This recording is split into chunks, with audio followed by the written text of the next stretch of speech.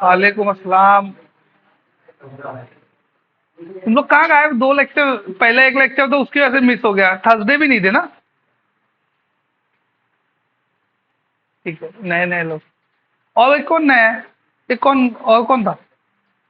ये वो रोज दिखता है स्नैप में। वो कहाँ गया?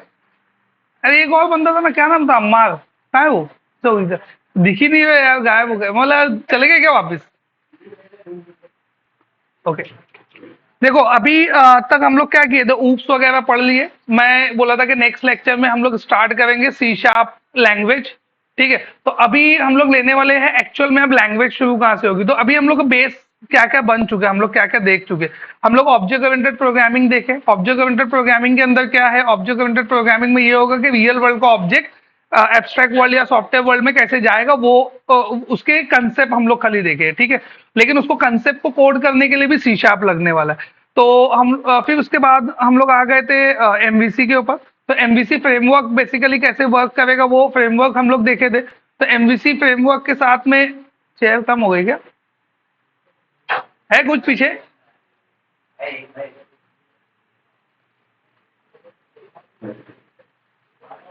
First bench, hot seat. हाँ बैठो।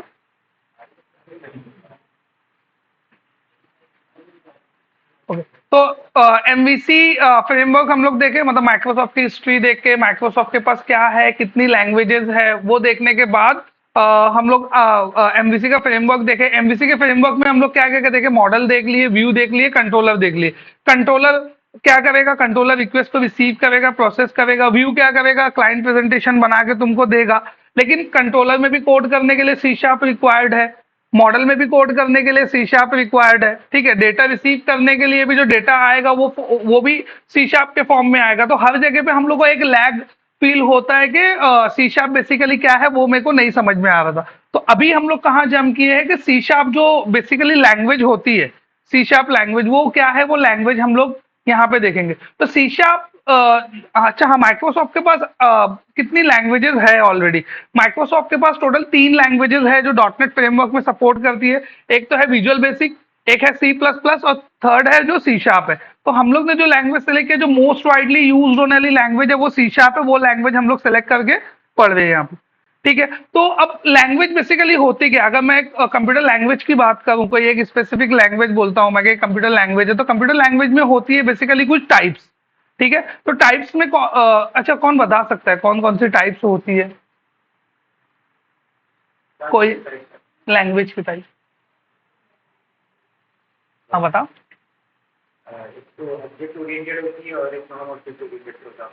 नहीं, ये तो तुम जनरल पर्पस प्रोग्रामिंग के टाइप में आ गए ना, कि लैंग्वेज की टाइप। जैसे एक एक होती है स्क्रिप्टिंग लैंग्वेज। ठीक है, एक होती है मार्कअप लैंग्वेज। ठीक है, एक होती है स्क्रिप्टिंग लैंग्वेज, एक होती है मार्कअप लैंग्वेज, और एक होती है जनरल पर्पस प्रोग्रामिंग लैंग्वेज। अगर लैंग्वेज की कैटेगरी को डिवाइड करेंगे तो लैंग्वेज की कैटेगरी 2 पार्ट में पहले डिवाइड होती है, हाई लेवल लैंग्वेज और लो लेवल लैंग्वेज। सबसे टॉप लेवल कैटेगरी। ठीक है, हाई लेवल लैंग्वेज मतलब वो कौन सी लैंग्वेज, जैसे जो हम लोग सी शार्प वगैरह लैंग्वेज पढ़ रहे हैं, जिसमें कोड जनरेट होकर लो लेवल में जाता है। और लो लेवल लैंग्वेज मतलब कौन सी लैंग्वेज, लाइक असेंबली लैंग्वेज, ये जो जो मशीन समझ सकता है, वो लो लेवल लैंग्वेज है। अगर थोड़ा सा 3-4 लेक्चर बैक जाऊं मैं, और मैं जहां पे तुमको ये एक्सप्लेन कर रहा था कि कंपाइलर क्या है, इंटरप्रेटर क्या है, तो वो टाइम पे मैं तुमको कुछ एक्सप्लेन किया था, बहुत बड़ी कुछ तो कहानी एक सुनाया था। और मैं बोला था कि पहले के जो कंप्यूटर्स होते थे उसमें इंस्ट्रक्शन एग्जीक्यूट होते थे, वो इंस्ट्रक्शन जो लिखे जाते थे वो असेंबली लैंग्वेज में लिखे जाते थे। अगर याद होगा कोई, अगर वो रिकॉर्डिंग सुना होगा तो।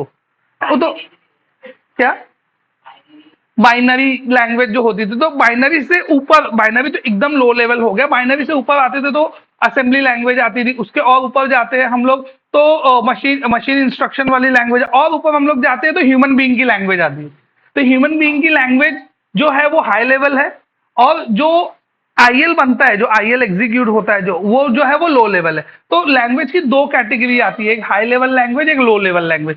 हम लोग जो लैंग्वेज पढ़ने वाले हैं वो हाई लेवल लैंग्वेज में। अब हाई लेवल लैंग्वेज में तीन तीन अलग अलग कैटेगरी है। एक है तुम्हारा स्क्रिप्टिंग लैंग्वेज, एक है तुम्हारा जनरल पर्पस प्रोग्रामिंग लैंग्वेज जीपीपीएल जिसको बोलते हैं, और एक है तुम्हारा मार्कअप लैंग्वेज। अब कौन कौन सी लैंग्वेज में कौन कौन सी टाइप जो होती है वो बता देता हूँ। स्क्रिप्टिंग लैंग्वेज जैसे जावा स्क्रिप्ट, स्क्रिप्टिंग में आगे मैं सिर्फ नाम बता रहा हूँ, नहीं पता है तो आगे पता चल जाएगा, एटलीस्ट खाली नाम सुन लो। और स्क्रिप्टिंग में कौन कौन, स्क्रिप्टिंग लैंग्वेज में आता है जावा स्क्रिप्ट, वीबी स्क्रिप्ट, ये स्क्रिप्टिंग में आ जाता है। फिर उसके बाद मार्कअप में आता है, मार्कअप लैंग्वेज में आता है HTML, hyper text markup language, HTML. HTML HTML markup language है। एचटीएमएल हो गया, एक्सएमएल हो गया, डीएचटीएमएल हो गया, ये सब मार्कअप लैंग्वेज है। एफबीएमएल हो गया। एफबीएमएल कौन कौन सुना है? एफबीएमएल फेसबुक मार्कअप लैंग्वेज, फेसबुक वाले ने अपनी एक मार्कअप लैंग्वेज बनाई थी 2008 या 9 के आसपास में। तो वो लैंग्वेज जो थी वो एफबीएमएल थी, फेसबुक मार्कअप लैंग्वेज। मतलब उसने अपने टैग्स दिया हुआ था, फॉर एग्जांपल तुमको तुम्हारी वेबसाइट के ऊपर फेसबुक का लाइक बटन चाहिए, फेसबुक का लाइक बटन थंब वाला जो आता था, वो बटन अगर मेरे को बनाना है तो उसने उसके लिए टैग बनाया था, 2 लाइन का कोड लिखते थे और वो थंब बटन बना हुआ आ जाता था। तो उसने अपना खुद का मार्कअप बना के डिजाइन किया था, जो जो हम लोग को फेसबुक के एपीआई से कनेक्ट करना होता था। तो एफबीएमएल, तो ये सब मार्कअप लैंग्वेज थी। तो एचटीएमएल, डीएचटीएमएल, एक्सएमएल, एफबीएमएल, ये मार्कअप हो गया। स्क्रिप्टिंग की बात करूं तो जावा स्क्रिप्ट, वीबी स्क्रिप्ट, ये स्क्रिप्टिंग लैंग्वेज के अंदर आ गया। जे स्क्रिप्ट एक और लैंग्वेज, बहुत सारे स्क्रिप्टिंग लैंग्वेज है। पाइथन इससे खुद स्क्रिप्टिंग में आता है, ठीक है। तो ये स्क्रिप्टिंग हो गया। उसके बाद तुम्हारे पास आता है general purpose programming language. General purpose programming language में C, C plus plus, C sharp, Java, ये सब जो है ये जनरल पर्पस प्रोग्रामिंग लैंग्वेज में। अगर ये दो कैटेगरी को मैं अलग करूं, स्क्रिप्टिंग और जनरल पर्पस, मतलब स्क्रिप्टिंग और मार्कअप, ये दोनों को एक जगह रखूं और जनरल पर्पस को एक जगह करूं, तो दोनों में डिफरेंस क्या है, क्या डिफरेंस तुमको समझ में आता है वो दोनों के अंदर। तो जो तुम्हारी मार्कअप है, मार्कअप का एक मीनिंग है, मतलब मार्कअप लैंग्वेज का एक पर्पज है। मार्कअप लैंग्वेज हम लोग क्यों यूज करते हैं, एचटीएमएल हम लोग क्यों यूज करते हैं, पेज को डिजाइन करने के लिए, ठीक है। तो हम लोग पेज को डिजाइन करने के लिए उसके एक मीनिंग, वो एक स्पेसिफिक मीनिंग के लिए वो लैंग्वेज बनाई जाती है। जितनी भी मार्कअप लैंग्वेज है, एक्सएमएल एक स्पेसिफिक पर्पस के लिए बनी हुई है, एचटीएमएल एक स्पेसिफिक, उसका पर्पस फिक्स होता है कि यही काम के लिए ये लैंग्वेज बनी है। स्क्रिप्टिंग का भी पर्पस फिक्स है, उसका पर्पस ये स्क्रिप्टिंग करना। स्क्रिप्टिंग किसको बोलते हैं हम लोग, मतलब ऑलरेडी कुछ बना बनाया होगा, उसके अंदर एक छोटा सा पार्ट हम लोग डाल देते हैं, that is known as scripting. All together तुम कुछ नया डिजाइन नहीं करते हो, बने बनाए सिस्टम में कुछ एक्स्ट्रा छोटा सा पार्ट डालते हो, उसको स्क्रिप्टिंग बोलते हैं, ठीक है। मार्कअप क्या करता है, मार्कअप में उसकी मीनिंग फिक्स है कि ये मार्कअप से क्या होगा, मतलब उसका पर्पस भी फिक्स होता है। जैसे एचटीएमएल का एक पर्पस है वेब पेज डिजाइन करना, एक्सएमएल का एक पर्पस है डेटा स्टोर करना, एफबीएमएल का एक पर्पस है फेसबुक मार्कअप डिजाइन करना। तो इसका लेकिन सी प्लस प्लस कोई पर्पस के लिए नहीं बनी हुई है। सी कोई पर्पस ऐसा कभी सुने नहीं होंगे, सी ये पर्पस के लिए बनी है। इसके लिए उसके नाम में क्या है, जनरल पर्पस। मतलब तुम कोई भी लॉजिक लिख सकते हो, चाहे तुमको फिनटेक का लॉजिक लिखना है तब भी तुम general purpose programming language use कर सकते हो। तुमको कोई अकाउंट्स का लॉजिक लिखना है तब भी तुम जनरल पर्पस प्रोग्रामिंग लैंग्वेज लिख सकते हो। तुमको कुछ तुम इलेक्ट्रिकल इंजीनियर हो, तुमको सर्किट का कोई लॉजिक लिखना है तब भी तुम general purpose programming language use कर सकते हो। बात समझ में आ रही है क्या, दोनों में फर्क क्या हो गया। तो ये दो कैटेगरी को एक जगह रखा और ये एक कैटेगरी को एक जगह रखा, मतलब जीपीपीएल को एक जगह रखा, बाकी दो को एक जगह रखा। तो ये दोनों में डिफरेंस क्या है, ये दोनों में डिफरेंस यही है कि जो जनरल पर्पस प्रोग्रामिंग लैंग्वेज है उसका वो कोई स्पेसिफिक पर्पस के लिए नहीं बनी है, और बाकी स्क्रिप्टिंग और मार्कअप जो है वो स्पेसिफिक पर्पस के लिए बनी है। स्क्रिप्टिंग का पर्पस स्क्रिप्टिंग है और मार्कअप का पर्पस फिक्स होता है। हर मार्कअप का पर्पस अलग अलग होता है। जैसे एचटीएमएल का एक पर्पस है, एक्सएमएल का एक पर्पस है, एफबीएमएल का एक पर्पस है, डीएचटीएमएल का एक पर्पस है। तो वो स्पेसिफिक पर्पस के लिए यूज होती है लैंग्वेज। तो ये इतनी इतनी इतनी बड़ी बकवास करने के बाद ये क्या नटशेल निकलता है कि लैंग्वेज की दो टाइप है, हाई लेवल लो लेवल, ठीक है। हाई लेवल लैंग्वेज की 3 टाइप है, स्क्रिप्टिंग, मार्कअप, जनरल पर्पस, ठीक है। और ये तीनों टाइप का डिफ्रेंसिएशन क्या है, यहां तक किसी को कोई डाउट है जो मैं बोला शुरू से, इसका जो मैं पढ़ा रहा हूं उसका रिलेशन पिछले लेक्चर से कुछ नहीं है। जो लोग एकदम जिनका एकदम जैसे हमारा एकदम पहला लेक्चर, और किसका एकदम पहला है, और किसी का नहीं ना, तुम्हारा भी तो रिकॉर्डिंग सुन लिए, तुम्हारा रिकॉर्डिंग सुन लिए पिछली सब, 3 ही रिकॉर्डिंग सुनी, 8 हो गई ना रिकॉर्डिंग, कितनी, 8 9 9, उसको कर लो कंप्लीट। तो वो नहीं भी अगर सुने हो तो उसका जो चीज मैं पढ़ा रहा हूँ ना इसका रिलेशन नहीं है। ऑल टुगेदर न्यू टॉपिक शुरू हुआ है कि एक लैंग्वेज क्या है। हाँ, एक मैं लिंक किया यहाँ पे कंपाइलर और इंटरप्रेटर का, जो प्रीवियस में बताया था, थोड़ा सा इंट्रो दिया था, वो वापस से इधर पे आएगा, लेकिन अब यहाँ पे प्रैक्टिकल आएगा, वो वहाँ पे थियोरी था। अब यहाँ पे हम लोग कंपाइल करेंगे, इंटरप्रेट करेंगे कोड, तो वो तो मैं थियोरी फॉर्म में तुमको वो टाइम पे बताया था, अब उसका प्रैक्टिकल यहाँ पे आएगा। यहाँ तक जो चीज बोला, यहाँ तक किसी को कोई डाउट है? सत्ता एकदम एंडिंग में जाकर बोले तो समझा, कुछ नहीं समझा, शुरू से बताओ। क्या दो डाउट है? लैंग्वेज की, हाँ, लैंग्वेज की दो टाइप है, high level, low level. High level में तीन कैटेगरी है, वो तीन टाइप है। ठीक है, ये इतना समझा? ठीक है। अब हम लोग जो लैंग्वेज पढ़ने जा रहे हैं वो जनरल पर्पस प्रोग्रामिंग लैंग्वेज है। मतलब ये लैंग्वेज कोई स्पेसिफिक पर्पस के लिए नहीं बनी है, इन जनरल लॉजिक लिखने के लिए बनी है, इन जनरल। तो यही लैंग्वेज जो है ना, यही लैंग्वेज जो है मल्टीपल फ्रेमवर्क्स के अंदर यूज होती है। अब क्वेश्चन ये है कि जो चीज हम लोग पढ़ने जा रहे हैं उसका स्कोप क्या क्या है, मतलब वो कहाँ कहाँ पर यूज होती है, उसको हम लोग बोलेंगे स्कोप। ठीक है, उसका स्कोप कहाँ पे? सी शार्प अगर तुम सीखते हो तो सी शार्प में तुम मोबाइल एप्लीकेशन बना सकते हो। ठीक है, मोबाइल एप्लीकेशन किसमें बनाओगे? जैमरिन करके एक फ्रेमवर्क है माइक्रोसॉफ्ट का, उसमें सी शार्प में कोड करके तुम मोबाइल एप्लीकेशन बना सकते हो। अगर तुम सी शार्प सीखते हो तो तुम कंसोल एप्लीकेशन बना सकते हो, वो ऑलरेडी हम लोग देखे हैं, और आगे भी बहुत सारी कंसोल एप्लीकेशन हम लोग। कंसोल एप्लीकेशन मतलब ब्लैक स्क्रीन वाली एप्लीकेशन। ठीक है, नहीं समझा रहेगा तो पिछली रिकॉर्डिंग्स में देखना, वो बताया हूं मैं। एकदम सिंपल चीज हो, ब्लैक स्क्रीन में जो एप्लीकेशन दिखती है उसको कंसोल एप्लीकेशन बोलते हैं, एज सिंपल एज। ठीक है, कंसोल वेब सर्विस, तुम वेब एपीआई बना सकते हो, वेब एप्लीकेशन बना सकते हो। इसके अलावा आईओटी के एप्लीकेशन तुम डिजाइन कर सकते हो सी शार्प के अंदर। तो सी शार्प जो है ना ऑलमोस्ट एवरीवेयर है, मतलब माइक्रोसॉफ्ट की टेक्नोलॉजी में कोई भी माइक्रोसॉफ्ट की टेक्नोलॉजी तुम पिक करोगे। अब माइक्रोसॉफ्ट का जो अम्ब्रेला है ना बहुत बड़ा है। माइक्रोसॉफ्ट का जो अम्ब्रेला है ना बहुत बड़ा है। माइक्रोसॉफ्ट में शेयर पॉइंट है, माइक्रोसॉफ्ट में एमवीसी है, माइक्रोसॉफ्ट में वेब फॉर्म है, माइक्रोसॉफ्ट में डब्ल्यूपीएफ है, डब्ल्यूसीएफ है। ये सब नाम जो मैं तुमको बोलो ना, ये सब नाम तुम बहुत मर्तबा जॉब प्रोफाइल के अंदर पढ़ोगे। डॉट नेट के जॉब प्रोफाइल जो आता है ना, जॉब प्रोफाइल समझे ना, जीडी जिसको जेडी जिसको बोलते हैं। तो जॉब डिस्क्रिप्शन जो आता है, जॉब डिस्क्रिप्शन के अंदर लिखा हुआ रहता है कि बंदे को ये आना चाहिए, ये आना चाहिए, ये आना चाहिए, ये आना चाहिए। तो हम लोग जो प्रोफाइल को टारगेट कर रहे हैं ना, वो प्रोफाइल है, बंदे को सी शार्प आना चाहिए पहला।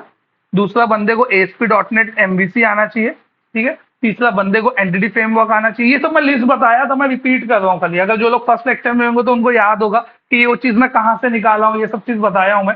फिर से वही चीज रिपीट कर रहा हूँ जस्ट समराइज करने को। तो एंटिटी फ्रेमवर्क बंदे को आना चाहिए। एंटिटी फ्रेमवर्क के साथ में एसक्यूएल सर्वर आना चाहिए। ठीक है, एसक्यूएल सर्वर के साथ में ऊप्स का नॉलेज रहना चाहिए। ये जो है, ये एक जॉब डिस्क्रिप्शन, ये जॉब डिस्क्रिप्शन को हम लोग टारगेट कर रहे हैं। तो ये जॉब डिस्क्रिप्शन में जितनी भी चीज है, मतलब एंटिटी फ्रेमवर्क में कोड, एंटिटी फ्रेमवर्क का कोड करोगे सी शार्प में, एमवीसी का कोड करोगे सी शार्प में, ऊप्स इंप्लीमेंट करोगे सी शार्प में। मतलब ये हर जितनी भी चीज मैं तुमको बताया ना, ये हर एक चीज में जो कॉमन चीज है वो है सी शार्प। तो सी शार्प जो है वो सबसे इंपॉर्टेंट है अपने कोर्स के पार्ट में। मेरी बात समझ में आई? मैं क्यों वापस से समराइज किया? मैं तुमको ये बताने के लिए कि जो चीज हम लोग पढ़ने जा रहे हो बहुत इंपॉर्टेंट है। मतलब अगर तुमको ये चीज नहीं आएगी ना, तो तुम एमवीसी भी नहीं कर पाओगे, एंटिटी फ्रेमवर्क भी नहीं कर पाओगे, लिंक्यू भी नहीं कर पाओगे, लॉजिक भी नहीं लिख पाओगे। तो अगर कुछ भी नहीं समझता है, कुछ भी नहीं समझता, as a non IT guy, as a जो भी, एज ए आईटी गाय भी बोले यार, खाली नॉन आईटी वाले को बोल दे। तो एज ए अगर तुम आईटी में हो, नई कॉलेज गए, नहीं समझ में आ रहा है, मेरी बात नहीं समझ में आ रही, कहीं पे भी कोई भी लैग हो रहा है, कभी कभी कैसा होता है, फ्लो फ्लो में ना मैं ऐसे कोई वर्ड्स बोल के निकल जाता हूँ जो बहुत टेक्निकल रहते हैं, फिर बाद में मेरे को रियलाइज होता है। मेरे को हो गया तो ठीक है, नहीं तो फिर वो रह जाएगा, बराबर। तो वो कभी नहीं रियलाइज हुआ, वो तो मेरे को एक आध का मुंह दिख जाता है ना, तो उसके मुंह से समझ में आता है, उसके मुंह पे छपा रहता है कि इसको नहीं समझा, है ना। तो वो मुंह पे नजर चले गई, तो मुंह में मुबारक पे नजर चले गई तो समझ में आ जाएगा। नहीं तो फिर वो भी नहीं मालूम पड़ेगा। तो अगर मैं फ्लो में बोल के निकल जाता हूँ कोई कहीं पर भी, तो पूछो कि ये टर्म का मतलब मेरे को नहीं समझ रहा है, ऐसा कुछ। देखो, पूछने में कोई वो नहीं है, कोई बुरी बात नहीं है। तुम लोग सब लोग आए हो यहाँ पे, नहीं आता इसके लिए ही आए हो। तो ऐसा नहीं कि मैं पूछ लूंगा, कोई बोल देगा मेरे को नहीं आता है, कोई इधर पे वो रुस्तम तो है नहीं। पूछने में कोई प्रॉब्लम की बात नहीं है। ठीक है, तो तुम लोग एसपी डॉट नेट अगर खाली बोलेगा, सिर्फ एसपी डॉट नेट बोलेगा, तो SP dot net web form की बात करते हैं वो लोग। और एसपी डॉट नेट एमवीसी के लिए SP dot net MVC proper लिखा हुआ रहेगा। कैसा होता है, अभी यहाँ पे भी ना मतलब इंटरव्यूअर्स जो है ना, वो कैसे रहते, मतलब एक ही कंपनी में 5 साल 10 साल, जो मैं एग्जाम्पल लास्ट टाइम बता रहा था, उसमें कैसा होता है, मेरे साथ खुद हो चुका है, मैं इंटरव्यू देने के लिए गया हूँ और उसने मेरे से मैं उसको बताया कि मैंने ये प्रोजेक्ट पे काम किया है, मैंने एएसपी डॉट नेट एमवीसी पे काम किया। अब उसने एएसपी डॉट नेट सुन के सीधा वेब फॉर्म पे क्वेश्चन चालू कर दिया मेरे से। अब मेरे को तो होपफुली ऐसा था कि मतलब मेरे को वेब फॉर्म पे मैं काम किया हूँ 10 साल पहले, लेकिन वेब फॉर्म भी एक फ्रेमवर्क है माइक्रोसॉफ्ट का, उसमें भी वेब एप्लीकेशन बनती है। तो जो एएसपी डॉट नेट है ना, एएसपी डॉट नेट को दो पार्ट में माइक्रोसॉफ्ट ने बांट दिया, एक अब तो तीन हो गया है एक्चुअल में। एक तो है ASP dot net web form, एक है एएसपी डॉट नेट एमवीसी, और एक है ASP dot net MVC core. अभी हम लोग जो प्रोजेक्ट क्रिएट करते हैं ना, जब अभी मैं प्रोजेक्ट, अभी तो एमवीसी नहीं प्रोजेक्ट क्रिएट, अभी लास्ट टाइम जो प्रोजेक्ट क्रिएट किया था एमवीसी का, तो जब हम लोग ASP dot net application dot net framework वाली सेलेक्ट करते हैं, तो वहां पे तीन ऑप्शन आता है, देखना एमटी एक दिखेगा, एक वहां पे तुमको एमवीसी दिखेगा, एक वेब फॉर्म दिखेगा। तो web form is all together different technology, मतलब एक अलग चीज ही है वो, उसका एमवीसी से कोई लेना देना नहीं है, समझिएगा। और तुम बोलते हो, अगर तुम सिर्फ बोलोगे मेरे को सिर्फ एएसपी डॉट नेट आता है, तो उस टाइम पे इंटरव्यूअर क्या कंसिडर करेगा पता है, वेब फॉर्म, और तुमको क्वेश्चन चालू करेगा ASP dot net web form के ऊपर, तुमसे पूछने लगेगा कि कुकीज क्या होता है, तुमको ना कंट्रोलर पूछेगा ना एक्शन पूछेगा, क्योंकि कंट्रोलर एक्शन ये सब चीज राउटिंग वहां पे है ही नहीं। वहां पे एकदम अलग कंसेप्ट है, पेज लाइफ साइकिल का पूछना स्टार्ट करेगा, स्टेट मैनेजमेंट पूछेगा वहां पर, समझे क्या, मतलब वो चीज पूरी कहानी ही बदल जाती है। हाँ नहीं, अगर तुमको सामने से अगर क्वेश्चन करता है वो कि एएसपी डॉट नेट, तो एकदम क्लियर कट तुमको बोलना है कि मतलब I am currently working on ASP dot net MVC project. तो एमवीसी प्रोजेक्ट पे तुमको बोलना है वहां पर। अगर वो कुछ ऐसा क्वेश्चन पूछता है जो तुमको ऑल टुगेदर एकदम न्यू लग रहा है, मतलब ऐसा लग रहा है कि अलग है, जैसे लाइक मैं कुछ क्वेश्चन के एग्जाम्पल बताऊंगा जिससे समझ में भी आ जाता है तुमको कि वो वेब फॉर्म, क्योंकि मेरे को तो समझ में आएगा कि वेब फॉर्म, तुमको कैसे समझेगा, तुमको ऐसा लगेगा कि एमवीसी के आगे की चीज होगी जो मेरे को नहीं पता है। ज्यादातर कैंडिडेट को वही लगता है कि ये कोई ऐसी चीज है जो मेरे को नहीं पता, लेकिन वो है तुम्हारे स्कोप के बाहर की चीज है। जैसे कि वैलिडेटर कंट्रोल पूछ रहा है, वो यूजर कंट्रोल पूछ रहा है, वो ऐसे ऐसे वर्ड्स यूज कर रहा है ना, तो वहां पे तुम आइडेंटिफाई कर लोगे कि ये वेब फॉर्म को टारगेट कर रहा है। तो वो मैं बताऊंगा आगे, मतलब एमवीसी हम लोग जब वापस शुरू करेंगे ना इंटरव्यू क्वेश्चन के टाइम पे, तो वो टाइम पे मैं मतलब अच्छा वो तुम पूछ लिए, वो ऑलरेडी ये चीज बताना ही है कि वो वेब फॉर्म जो है ऑल टुगेदर न्यू अलग चीज है वो।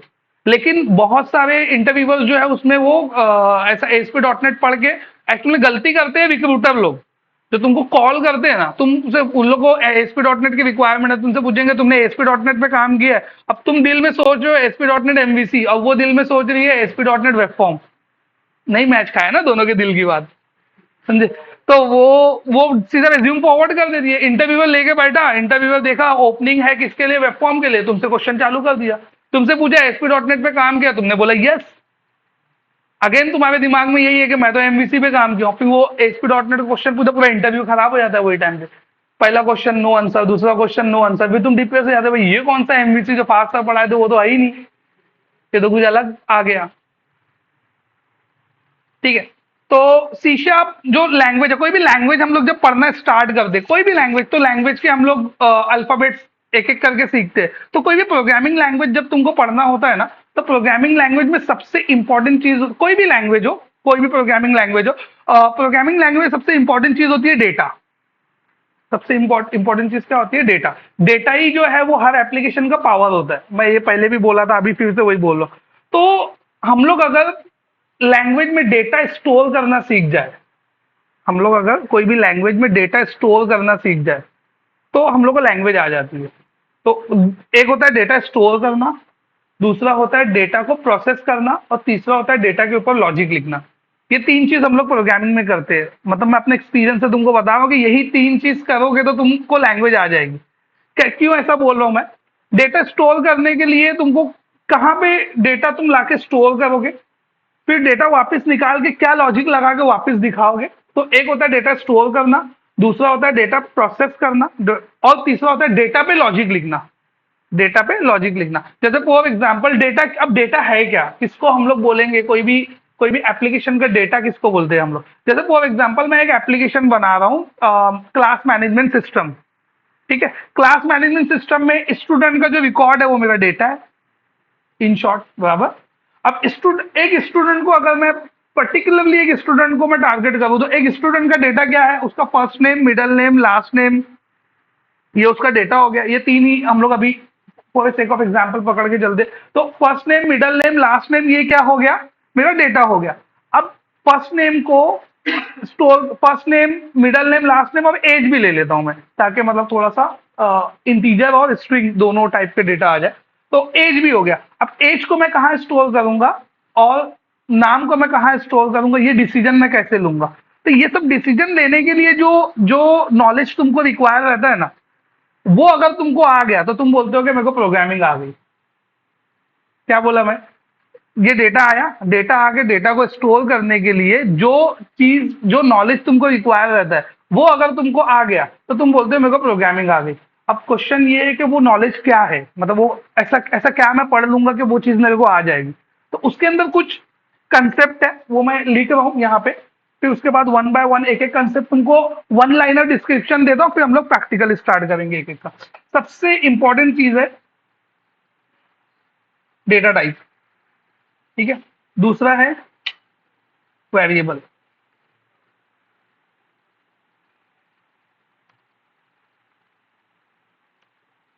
वेरिएबल हो गया, डेटा टाइप हो गया।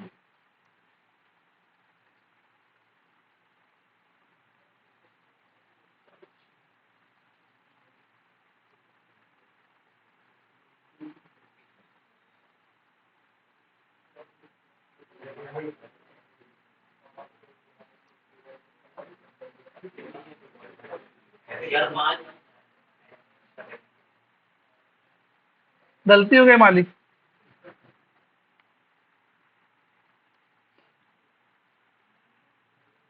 डेटा टाइप हो गया, डेटा टाइप वेरिएबल हो गया, ब्रांचिंग, लूपिंग, अरेज कलेक्शन।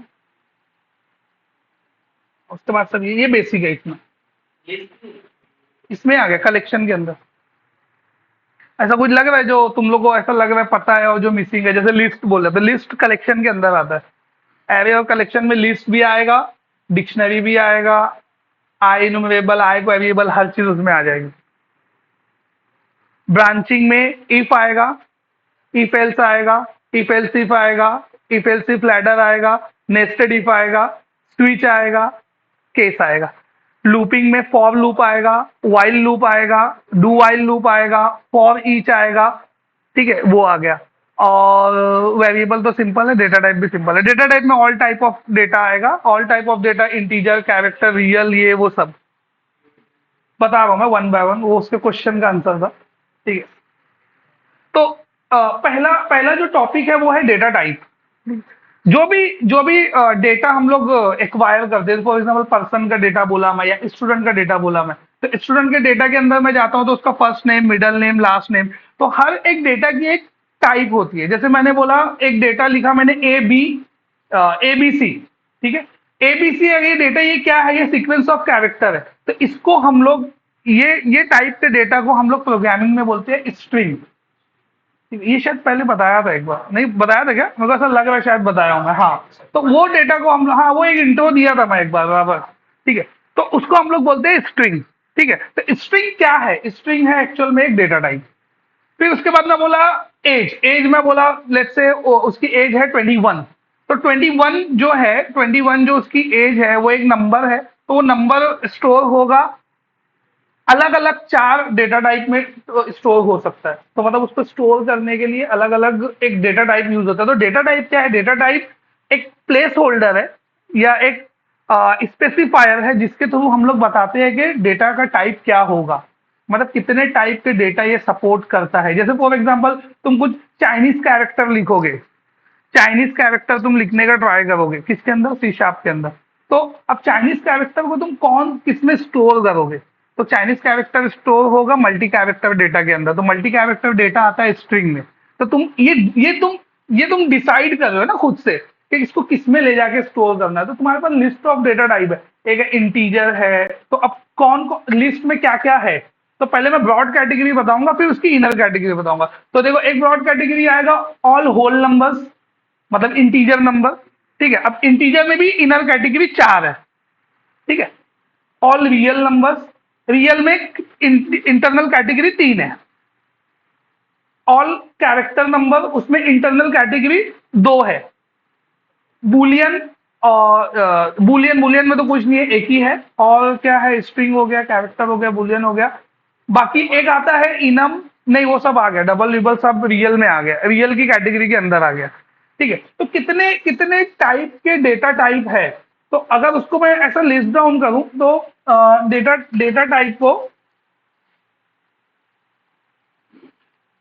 तो एक फर्स्ट है तुम्हारा इंटीजर टाइप। इंटीजर टाइप्स के अंदर क्या क्या है, इंटीजर टाइप में है बाइट, शॉर्ट, इंट, लॉन्ग। ये सब इंटीजर है, ये सब जितने हैं ना ये सब इंटीजर है। लॉन्ग भी इंट है, लॉन्ग खाली लॉन्ग है, word long.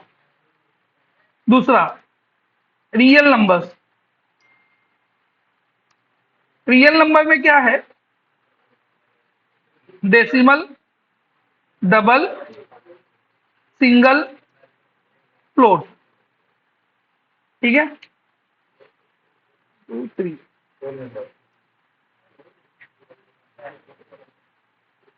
Character types, character types में दो है, कैर, स्ट्रिंग, दो।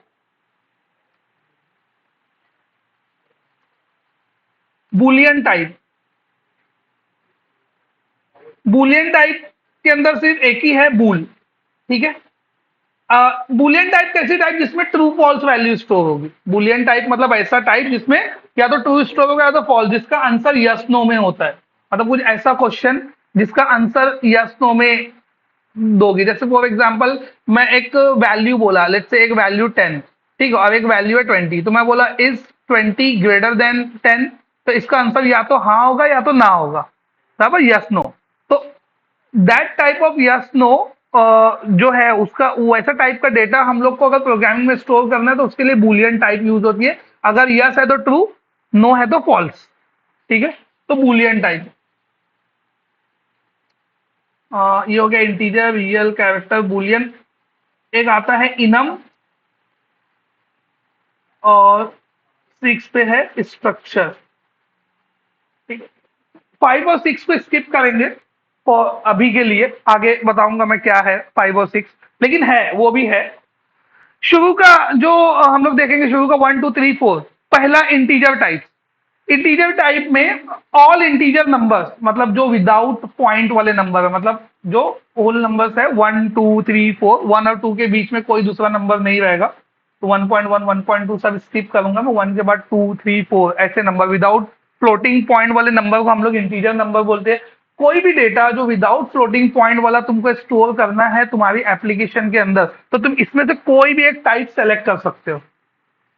सवाल ये है कि क्या बेस पे सेलेक्ट करूं मैं, कब इंटीजर लूंगा, कब शॉर्ट लूंगा, कब मैं इंट लूंगा और कब लॉन्ग लूंगा। ये समझा मैं क्या क्वेश्चन क्या पूछा, मतलब क्या बोला। डेटा टाइप समझा सबको क्या है। डेटा टाइप बेसिकली क्या है, डेटा टाइप वो है जब प्रोग्रामिंग हम लोग करने लगेंगे आगे कभी फ्यूचर में, ठीक है, तो जो डेटा मेरे को आएगा वो डेटा को स्टोर करने के टाइम पे मैं डेटा की टाइप देखूंगा ना कि ये डेटा की टाइप क्या है, तो वो जो डेटा की टाइप देख के उसको हम लोग को एक जगह पे स्टोर करना होगा, तो हम लोग इसको क्या करते हैं, टाइप डिसाइड करते हैं कि ये टाइप क्या रहेगी। जैसे एज है तो एज मैं बोला हाँ, एज एज किसी की एज तो 2.2 नहीं हो सकती एज पर माई सिस्टम। ऐसा बोला 2 साल 2 महीना तो हो सकती है ना 2.2, तो वैसा नहीं, तो 2.2 किसी की एज नहीं हो सकती। तो मैं बोला कि नहीं ये इंटीजर ही होगी एज, मतलब बाय डिफॉल्ट एज जो होगी वो इंटीजर होगी। तो बाय डिफॉल्ट एज अगर इंटीजर है तो उसको मैं ले जाके किस में स्टोर करूंगा, कोई भी इंटीजर टाइप में स्टोर करूंगा। अब वो कोई भी कौन से बेस पे सेलेक्ट करना है वो मैं थोड़ी देर में बताऊंगा। तो ये जो सिलेक्शन हम लोग कर रहे हैं ना, ये बेसिकली अच्छा हाँ, वो जो डेटा आएगा वो जाके स्टोर कहाँ होगा, वो जो डेटा आता है वो आके स्टोर होता है वेरिएबल में, वो जाके स्टोर, सेकंड सेकंड पॉइंट, वो आके स्टोर कहाँ होता है, वेरिएबल में। तो वेरिएबल क्या है, variable is nothing but temporary storage in your program. Temporary storage जो होता है तुम्हारे प्रोग्राम का ना, वो वेरिएबल होता है। तो जैसे तुम एक प्रोग्राम लिख रहे हो, ठीक है, तुमने 10 लाइन का प्रोग्राम लिखा, फर्स्ट लाइन की कोई वैल्यू तुमको लाइन नंबर 10 में प्रिंट करना है, तो लाइन नंबर 1 से लेकर लाइन नंबर 10 तक का एग्जीक्यूशन जाने के लिए कुछ नैनो सेकंड तो लगेगा ना, तो तब तक वो वैल्यू उसमें होल्ड रहेगी कुछ नैनो सेकंड तक। जैसे लाइन नंबर 1 हो रहा है मिली सेकेंड में 1001, और लाइन नंबर 10 तक पहुंचने के लिए कुछ नैनो सेकंड हो गया 1010, मतलब 10 नैनो सेकंड लगा उसको। तो वो 10 नैनो सेकंड तक वो लाइन नंबर 1 से लाइन नंबर 10 तक वैल्यू जो होल्ड रहेगी ना, वो किस में होल्ड रहेगी? वेरिएबल के अंदर। तो वेरिएबल क्या होता है? बेसिकली वेरिएबल होता है तुम्हारे प्रोग्राम का एक ऐसा हिस्सा जो प्रोग्राम के एग्जीक्यूशन के बीच में कभी भी चेंज हो सकता है। इसी को इंग्लिश में अगर बोलेंगे तो definition, a program entity that may vary during the execution of the program is known as your variable.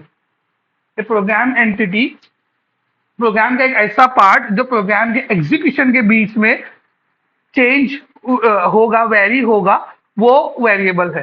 तो कौन, अब इसके अपोजिट में, वेरिएबल के अपोजिट में एक और कंसेप्ट आ जाता है जिसको हम लोग बोलते हैं कांस्टेंट। तो प्रोग्राम का ऐसा हिस्सा जो प्रोग्राम के बीच में, एग्जीक्यूशन के बीच में कभी चेंज नहीं होगा, दैट इज कांस्टेंट। ठीक है, वो आएगा आगे कांस्टेंट कैसे लेना है। तो वेरिएबल बेसिकली क्या है? वेरिएबल कुछ वैल्यूज को स्टोर करके रखता है। अब वैल्यू क्यों स्टोर कर रहे हैं हम लोग, और टेम्पररी क्यों स्टोर कर रहे हैं? तो तुम एक प्रोग्राम बना रहे हो, ठीक है, एडिशन ऑफ 2 नंबर का, मतलब तुमको कोड बिट कुछ नहीं आता है, तुम एज ए बीए हो, ठीक है, तुम एक प्रोग्राम बना रहे हो, तो एडिशन ऑफ 2 नंबर का, तो तुम पहले यूजर को बोलोगे ना एंटर नंबर 1, तो फिर वो एक नंबर लिखेगा 10, फिर एंटर हिट करेगा, फिर लिखा आएगा एंटर नंबर 2, फिर वो लिखेगा 20, फिर वो एंटर हिट करेगा। तो 10 और 20 लिखने के बीच में 10 तो कहीं ना कहीं स्टोर रहेगा ना। मेरी बात समझी? किसको समझा, किसको नहीं समझा? नहीं समझा पहले हाथ रहा, समझा? अहमद समझा? नहीं समझा? नहीं समझा? नहीं, पीछे मोहम्मद, तुमको, तुम्हारा नाम भूल गया, सैफ, हाँ, अली, नहीं समझा? एक प्रोग्राम तुम बना रहे हो, ठीक है, ब्लैक स्क्रीन वाला, जो हम लोग पहले एक कभी तो बनाए हैं, उसमें आया लिखा हुआ एंटर नंबर 1, तुमने उसको रीड किया, तुमको समझ में आया कि मेरे को एडिशन ऑफ 2 नंबर करने के लिए पहला नंबर डालना है, तुमने लिखा 10, 10 लिख के एंटर हिट किया। जैसे ही एंटर हिट किया, बोला दूसरा नंबर लिखो, लिखा हुआ एंटर नंबर 2, ये लिखा हुआ आया। अब तुम बैठ के सोचो नंबर 2 में क्या डालूं, ठीक है, तुमको सोचने 10 सेकंड लगा। 10 सेकंड तक वो जो ऊपर जो 10 लिखा है वो कहीं तो स्टोर रहेगा ना, कि प्रोग्राम उसको भूल जाएगा। अभी भी नहीं समझा क्या बोल रहा हूँ? यही बात तो बोल रहा हूँ कब से। तो वो टेम्पररी, वो कहीं तो स्टोर रहेगा ना, वो कहाँ स्टोर रहता है? वेरिएबल के अंदर। अभी समझा? अभी भी नहीं समझा? मसूद को नहीं समझा? समझा? बोले बोले मेरा मुंह ही ऐसा है। और नहीं, जैसे मैं बोला नहीं समझा, नहीं नहीं समझा। तो वो कुछ टाइम तक स्टोर रहेगा ना, वो 10 फर्स्ट नंबर, फिर तुम सेकंड नंबर लिखोगे, बराबर, सेकंड नंबर भी जाके कहीं स्टोर रहेगा, फिर जो तुम्हारा एडिशन का जो लॉजिक है, वहां तक पॉइंटर पहुंचने के लिए भी कुछ नैनो सेकंड लगेगा। अब वो दोनों वैल्यू सेम रहेगी तभी तो एडिट कर पाएगा, मतलब तभी तो उसको ऐड कर पाएगा और एडिशन कैलकुलेट करेगा। फिर एडिशन कैलकुलेट करेगा और एडिशन को भी थर्ड एक जगह स्टोर करेगा, फिर तुमको दिखा पाएगा ना। तो मतलब इसमें सोचो ना कितनी जगह पे वैल्यू स्टोर हो रही है, पहले फर्स्ट नंबर, फिर सेकंड नंबर, फिर दोनों का एडिशन थर्ड जगह पे। तो ये जो जहां स्टोर हो रहा है ना, दैट इज वेरिएबल। जहां स्टोर हो रहा है ना, ये वेरिएबल। अब तुम बोलोगे तुम, मैं तो 10 लिख दिया या 10 लिख दी, वो तो 10 ही है। अभी तो तुम बोल रहे थे चेंज होएगा, चेंज कहाँ हुआ? पहली बार रन किए 10 डाले, दूसरी बार रन किए 50 डाले, हुआ ना चेंज? वेरिएबल तो वही है। ऐसा तो नहीं है हर रन के लिए नया नया कोड लिखोगे, जाके कोड एक ही बार लिखोगे। मेरी बात समझी? क्यों चेंज बोल रहा हूं मैं? पहली बार रन किया, उसके दिमाग में 10 और 20 का एडिशन करने के लिए आया, दूसरी बार रन किया 50 और 100 का एडिशन कर रहा है, चेंज हुआ ना। थर्ड टाइम रन किया, बोलता है नहीं और बड़ा एडिशन करूंगा मैं, 500 और 400, बोले बहुत बड़ा हो गया, ठीक है। तो फिर वो चेक करेगा, मिलियन नंबर डाल के देखता हूँ ये ऐड करेगा कि नहीं करेगा। मेरी बात समझिए, हर बार चेंज हो रहा है ना हर रन पे, लेकिन कोड तो वही है, ऐड करने का कोड वही है। जो एक बार प्रोग्राम तुम लिख दोगे वही रहेगा, और तुम्हारा यूजर थोड़ी जाके प्रोग्राम में कुछ चेंज करेगा। मतलब तुमने उसको बना के किसी को दे दिया, ये ले मैं सॉफ्टवेयर बनाया हूँ, जा यूज कर, एडिशन ऑफ 2 नंबर कर, तुमने दे दिया सामने वाले को बना के, तो वो तो कोड चेंज नहीं करेगा ना, वो तो काली स्क्रीन पे नंबर लिख के ऐड करते रहेगा। काली स्क्रीन मतलब अपने कंसोल। समझ में आ रहा है? तो ये जो जहां जाके स्टोर होता है ना, जहां पे स्टोर होता है वो, उसको हम लोग बोलते हैं बेसिकली वेरिएबल। क्या समझा? इतना इतनी देर से मैं बोल रहा हूँ, राग लाप रहा हूँ, क्या समझा? वेरिएबल। कौन है जो वेरिएबल बता सकता है कि बेसिकली वेरिएबल क्या है?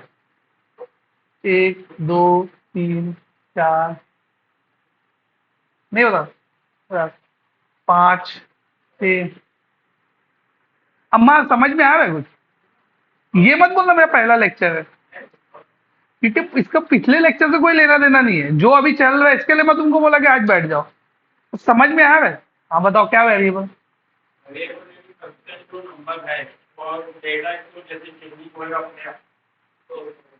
वेरिएबल सिंपल वर्ड्स में अगर तुमको बोलो, देखो, एक चीज होती है आना और एक चीज होती है सिंपल वर्ड्स में बोल पाना। मैं सिंपल वर्ड्स में घड़ी घड़ी रिपीट करवाता हूँ क्योंकि ये चीज तुमको इंटरव्यू में काम आएगी। सिंपल वर्ड्स में तुम इसको क्या बोलोगे? Variable is nothing but temporary storage, that's it, खत्म। इससे ज्यादा कुछ बोलना नहीं है। सामने वाला भी पढ़ा लिखा है, समझ लेगा। मैं तो हूँ यार थोड़ा बहुत, मेरे को बोलेगा तो मैं ऐसे ही समझ लूंगा। समझे? समझ में आया क्या? मैं क्या, तुम्हारा आंसर सही था, मैं ऐसा नहीं बोल रहा हूँ रॉन्ग था। मेरा बोलने का क्या मतलब है, जब तुम इंटरव्यू में बैठते हो ना, इंटरव्यू में सबसे इंपॉर्टेंट चीज समझ लो। इंटरव्यू में तुम्हारा तुमको मैसेज कन्वे करवाना बहुत इंपॉर्टेंट है। जैसे इंटरव्यू में बहुत सारे लोग रिजेक्ट क्यों हो जाते हैं, उसका सबसे बड़ा रीजन, वो इंडिया वाले एग्जाम्पल दिया था कि इंडिया में क्या फेमस है। ये नहीं, सुन लो, चलो कहानी बहुत रहती है मेरे पास। वो इंटरव्यू का फंडा कैसा है ना, कि इंटरव्यूअर तुमसे पूछा कि इंडिया में क्या फेमस है, ठीक है। अब तुम अपने हिसाब से, हाँ अभी अभी तो अपने हिसाब से बोला चाय है ना, तो सब लोग अपने हिसाब से बोलो। कोई बोल रहा है मोर, कोई बोल रहा है टाइगर, कोई बोल रहा है आपूस आम, है ना, जो कोकन का है वो आपूस आम बोल रहा है ना, कोकन कड़ा ये वो सब बोल रहे हैं। लेकिन वो जो सामने बैठा है ना, उसको सुनना है इंडिया में फेमस ताजमहल है। जब तक तुम ताजमहल नहीं बोलोगे ना, तब तक तुम्हारा सिलेक्शन नहीं होगा। मेरी बात समझी मैं क्या बोल रहा हूँ? तो वो जो ताजमहल वाला आंसर है ना, that is known as clear and crisp words में आंसर देना। जैसे कि एकदम सिंपल मैं बता रहा हूँ, एक नॉर्मल बंदा जो 1 साल सही में काम किया है, उसको उसको तुम पूछोगे ना व्हाट इज एक्शन मेथड, तो वो क्या बोलेगा पता है? रिक्वेस्ट जब आती है तो जहां रिसीव होती है ना, वो जो क्लास होती है ना, क्लास के अंदर जो फंक्शन एग्जीक्यूट होता है ना, वो एक्शन है। अभी ऐसे बोलने में इतना बड़ा अंतर लग रहा है ना, लेकिन उसको क्लियर एंड क्रिस्प वर्ड में क्या बोलेंगे? All public function in controller is known as action. As simple as, हो गया ना आंसर। इस पे भी तुमको कोई रिजेक्ट नहीं कर पाएगा। और ये वही ताजमहल है। मेरी बात समझी क्या? क्योंकि तुम जब बहुत ज्यादा तुम इंटरव्यूअर के सामने बोलते हो ना, उसको लगता है तुम उसको घुमाने का ट्राई कर रहे हो। और बहुत लोग तो करते भी है। मतलब मैं इतने साल से इंटरव्यू ले रहा हूँ, मेरे को इतना समझ में आता है कि कैंडिडेट जो मुंबई यूनिवर्सिटी में पेपर लिख लिख के ना, उनका दिमाग वैसे ही हो जाता है। जो वर्ड सुनते हैं वो वर्ड के बारे में बोलना शुरू कर देते ऐसे। समझ गया ना? मुंबई यूनिवर्सिटी का पेपर, मतलब कोई लिंक कर पाया कि मेरी बात से? पता नहीं। मुंबई यूनिवर्सिटी में मेरे ख्याल से हर साइंस वाला बंदा वैसे ही पेपर लिखता रहेगा। एक वर्ड देखे, network network network network network network, अरे आगे तो पढ़, उसमें क्या है, पूरा लिख डाला पेज भर के। समझे क्या? वो एक वर्ड पकड़ के जो पेपर लिखते हैं ना, वो मुंबई यूनिवर्सिटी में चल जाता है, लेकिन वो इंटरव्यू में नहीं चलता है। आधे लोग तो ये बोले हम लोग तो लॉकडाउन वाले हैं, हम लोग तो वो भी नहीं लिखे, वी आर फ्रॉम लॉकडाउन। हम लोग ये सब चीज से बाहर है, ये सब गुना से हम लोग पाक है, हम लोग ऑनलाइन दिए। ठीक है। तो वो जो मुंबई यूनिवर्सिटी का पेपर लिखने वाला जो फंडा है ना, वो इंटरव्यू में नहीं चलता है। वो इंटरव्यू में तुम नहीं चला सकते। इंटरव्यू में तुमको बहुत क्लियर एंड क्रिस्प बोलना पड़ेगा हर चीज से रिलेटेड। तो जब भी मैं, रिकॉर्डिंग तो रहती ही है, जब भी मैं तुमको कोई भी इंटरव्यू का मतलब ये बताते क्वेश्चन बताता हूँ, तो उसका आंसर मैं ना कुछ वर्ड्स में या कुछ सेंटेंस में वो बताता हूँ। तो वो नोट कर लिया करो, वो रख लिया करो, क्योंकि वो तुमको आगे इंटरव्यू में काम आएगा। और अपने स्टूडेंट्स जो निकलते हैं ना, रीजन यही वजह से, क्योंकि क्लियर एंड क्रिस्प आंसर देते हुए निकल जाते हैं, तो वो ज्यादा ड्रिल डाउन नहीं करता है। तुम जितने वर्ड्स बोलोगे ना इंटरव्यू में, उतने वर्ड्स पकड़े जाते हैं। और वो वर्ड्स के ऊपर बैकफायर होता है क्वेश्चन वापस से। तो जितना हो सके उतना कम, उसको ऐसा लगना चाहिए कि ये एकदम सैवेज बॉय है, वो एकदम कम वर्ड में आंसर देने वाला बंदा। तो ये क्या है, हाँ ये है, उसके बाद चुप हो जाने का, उसके बाद वो पूछना चाहिए। कुछ लोग कैसे होते हैं, पूछा हाँ लैंग्वेज क्या है, तो लैंग्वेज भी बताएंगे, उसकी टाइप भी बताएंगे, 5 टाइप भी बताएंगे, उसके अंदर का ही बता, वो नहीं। ये सब मुंबई यूनिवर्सिटी के पेपर में करो, तो पेपर भरने को अच्छा लगता है। इधर पे इंटरव्यू में वो टेक्निक कभी नहीं करना कि इंटरव्यूअर तुमसे इंप्रेस हो जाएगा, वो तुमसे चिढ़ जाएगा। क्योंकि उसको क्या जानना है, वो तुम्हारा नॉलेज जज करने नहीं बैठा है, वो उसको ये जानना है कि तुमने काम किया है कि नहीं किया है, तुमको तुमको ये चीज पता है कि नहीं पता। तुमने सिर्फ इतना बोल दिया, खत्म हो जाती है कहानी। क्योंकि वो भी पढ़ा लिखा इंसान है, वो भी समझ जाएगा आगे। तुमको तुमको उसको समझाना नहीं है, उसका टीचर नहीं बनना है। तुमको खाली ये मैसेज कन्वे करना है कि मेरे को भी आता है, तेरे को आता है, तो तू समझ जाएगा। समझे क्या? वो एक वो म्यूचुअल अंडरस्टैंडिंग होना चाहिए। तो ये बहुत इंपॉर्टेंट है। जैसे मैं पूछा व्हाट इज वेरिएबल, तो अब वो वेरिएबल अगर तुम पूरा वैसा एक्सप्लेन करोगे कि लाइक वो कोई वैल्यू जो आती है, पहले बंदा 10 लिखा तो वो 10 लिख के वो 10 सेकंड तक जो सेव हुआ, वो जहां सेव हुआ वो वेरिएबल है। तो वो आंसर में वो बोलेगा ये क्या बोल रहा है भाई, मतलब वो बोलेगा ये आंसर क्या है, आंसर वो नहीं, उसको यही सुनना है, टेम्पररी स्टोरेज वेरिएबल है। तो वो टेम्पररी स्टोरेज वर्ड सुन लेगा ना तो बैठ जाएगा, वो टेम्पररी स्टोरेज ही वो ताजमहल है। ऐसा समझ लो। समझ में आया ना मैं क्या क्या बोलने का ट्राई कर रहा था? ठीक है। तो वेरिएबल समझ में, ऐसा मैं अज्यूम करता हूँ कि वेरिएबल तुम लोग को समझ में आ गया, ये मेरा भ्रम है। ठीक है, तो वेरिएबल तुमको समझ में आ गया। उसके बाद है डेटा टाइप। तो डेटा टाइप क्या है? वेरिएबल की जो टाइप है वो डेटा टाइप है। वेरिएबल की जो टाइप है, वेरिएबल में होता है डेटा स्टोर। अब वो डेटा कौन से टाइप का स्टोर करेगा ये कौन बताता है? Data type. तो डेटा टाइप क्या है? Type of variable is known as data type. एकदम सिंपल आंसर, इससे ज्यादा कुछ बोलने की जरूरत नहीं। वो फिर पूछेगा इंटीजर टाइप क्या है या रियल टाइप या कोई भी एक टाइप पूछेगा तो बोलना है तुमको, तो अदरवाइज तुमको कुछ नहीं बोलना है, बैठे रहना है ऐसा मुंह बंद करके। नेक्स्ट क्वेश्चन वो खुद पूछेगा उसके ऊपर। समझ में आया? अच्छा, ये दोनों समझा, डेटा टाइप क्या है और वेरिएबल क्या है। कोड में कैसे करना है वो मैं बताऊंगा। ठीक है, देखो थियोरी सुन लो, ये मत सोचो कैसे बनेगा क्या होगा। वो जो कोड लिखना रहेगा ना, वो एक लाइन का कोड रहेगा, वो बताऊंगा तुमको, फौरन समझ में आ जाएगा। बट कंसेप्ट तुमको नहीं समझ में आ रहा है तो कंसेप्ट समझ लो, कोड 1 मिनट में समझ में आ जाएगा कि ये वेरिएबल बन गया। ठीक है। अब नेक्स्ट क्वेश्चन में ये आता है, मेरे को वेरिएबल समझ में आ गया, मेरे को डेटा टाइप समझ में आ गया। अब मैं मेरे पास एक डेटा है एज। ठीक है, मेरे पास एक डेटा है पर्सन का एज। अब मैं एज को कहाँ स्टोर करूँ? एज है इंटीजर, ये तो मेरे को समझ में आ गया। अब इंटीजर में जाने के बाद मेरे पास 4 ऑप्शन है, बाइट, शॉर्ट, इंट, लॉन्ग। तो इसमें से मैं कौन सा सेलेक्ट करूंगा? तो ये सब में डिफरेंस क्या है? हाँ, इंट क्यों? बाइट, बाइट कौन बोला बाइट? Correct answer. क्यों byte? Exactly, exactly, perfect answer. वो मैं बताऊंगा परफेक्ट क्या था, आधे लोग हैरान है इसमें परफेक्ट क्या था। ठीक है। तो मैं कौन से बेसिस पे सेलेक्ट करूंगा कि मेरे को कौन सा डेटा टाइप लेना है? तो जो तुम्हारे डेटा की रेंज है, मतलब मैक्सिमम वैल्यू तुम्हारी कितनी आ सकती है, उसके बेस पे। अगर मैं बाइट डेटा टाइप की बात करूं तो बाइट डेटा टाइप में तुम 256 से ऊपर नंबर स्टोर नहीं कर सकते। अगर तुम बाइट डेटा टाइप यूज करोगे तो वो वेरिएबल के अंदर अगर तुम मोर देन 256 यानी 257 ऐसा नंबर स्टोर करने का ट्राई करोगे तो नहीं होगा। अगर तुमको 257 से ऊपर की वैल्यू वाला डेटा है तुम्हारा, तो फिर तुमको नेक्स्ट डेटा टाइप पे शिफ्ट होना पड़ेगा, जो है शॉर्ट। मेरी बात समझ में आई? शॉर्ट की जो रेंज है वो क्या है? शॉर्ट की रेंज है 32,676 से 32,678 तक। अब ये रेंज मैं कैसे कैलकुलेट कर रहा हूँ वो समझ में वो ये कैलकुलेट होती है इसके इसके बाइट के ऊपर। देखो ये बहुत इंपॉर्टेंट पार्ट है। अच्छा, ये पॉइंट समझा कि बाइट मैं कब लूंगा, इन कब लूंगा, ये डिपेंड करेगा तुम्हारे डेटा की साइज। अब एज, मैक्सिमम एज कितनी हो सकती है कोई बंदे की? 100। बराबर। अगर वो एम्प्लॉय का डेटा है तो वो तो तुम्हारे केस में मैक्सिमम एज 60-70 ही हो सकती है। बराबर। तो उसके लिए तुमको इंट, शॉर्ट, लॉन्ग लेने की जरूरत नहीं है। उसके लिए तुम क्या लोगे? बाइट। तो अब क्या फायदा होगा? लोग बोलेंगे उससे अच्छा इंट ही ले लेते ना, इंट में बड़ा कोई बड़ी वैल्यू भी आएगी, किसी की 5,000 आएगी तो वो भी स्टोर हो जाएगा। अगर कोई और डेटा, एक छोड़ दो कुछ और, तो तुम सोचोगे मैं बड़ी वैल्यू ले लेता हूँ ना, मतलब छोटा तो वैसे भी होगा, 1 तो सब में होने वाला है। प्रॉब्लम तो 1 मिलियन का है ना, तो जो 1 मिलियन वाला है वही डेटा टाइप ले लेता हूँ, वो तो फिर सब में वर्क करेगा। तो ऐसा क्यों नहीं कर रहे हम लोग? कौन देगा इसका आंसर? स्टोरेज ज्यादा लेगा। ये जो है ना, ये वेरिएबल जब तुम क्रिएट करते हो, बाइट बाइट वेरिएबल जो तुम क्रिएट करोगे, तो बाइट वेरिएबल रैम पे जो स्पेस लेगा वो लेगा 1 बाइट, ये लेता है 2 बाइट, ये लेता है 4 बाइट और ये लेता है 8 बाइट। ये क्या ये कितना लेगा 1 बाइट, 1 बाइट, 2 बाइट, 4 बाइट, 1 का डबल 2, 2 का डबल 4, 4 का डबल 8, ऐसा याद रख सकते हो। तो ये बाइट के बेस पे ही इसकी रेंज कैलकुलेट होती है, बाइट के बेस पे ही इसकी रेंज कैलकुलेट होती है। 1 बाइट मतलब कितना बिट,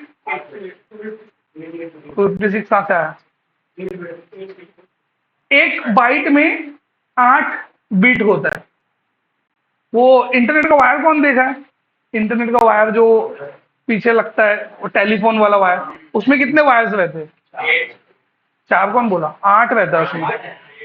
तुम लोग का इंटरनेट भी स्लो चलता है। वायर उसमें 8 ही रहता है। हाफ डुप्लेक्स में हम लोग क्रिम्पिंग नहीं करते चार की, कलर के बेसिस पे। तो उसमें अगर तुम देखोगे ना उसकी क्रिम्पिंग, तो टोटल 8 तुमको दिखेगा।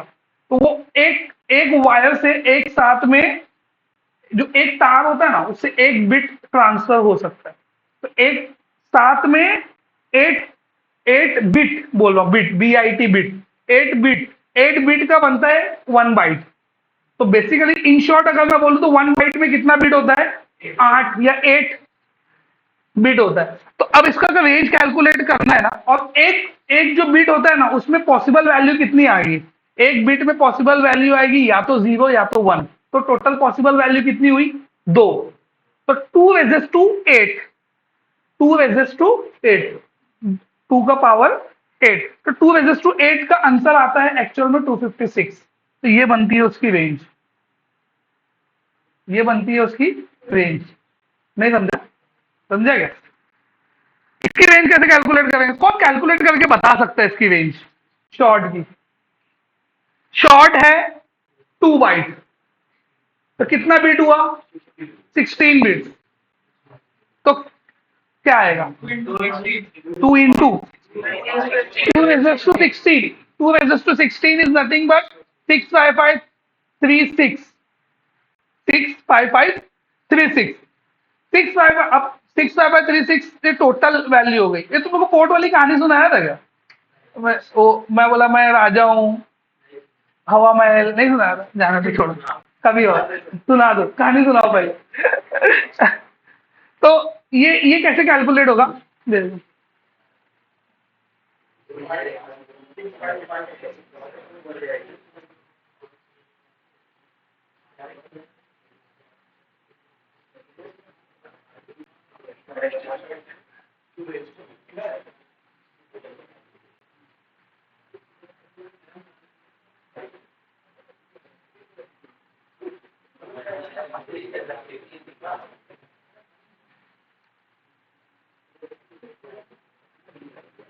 टू रेजेस टू,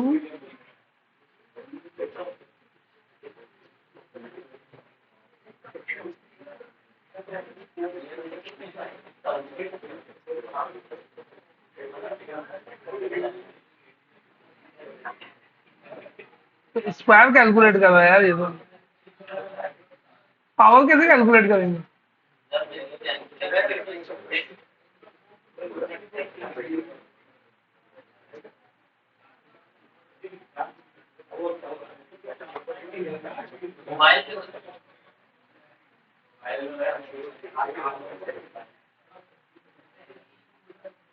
हाँ, ये हो गया, हो गया, ये देखो दिख भी रहा है क्या, 2 रेजेस टू 8, तो जावा स्क्रिप्ट में ऐसा लिखते हो, 2 रेजेस टू 8 मतलब 256, क्या दोनों का, ये दोनों का स्क्वायर नहीं है, ये साइन है जावा स्क्रिप्ट का। 2 रेजेस टू 8 का मतलब 2 रेजेस टू 8 ऐसे लिखते हैं। 2 रेजेस टू 16 लिखूं अगर तो मैं,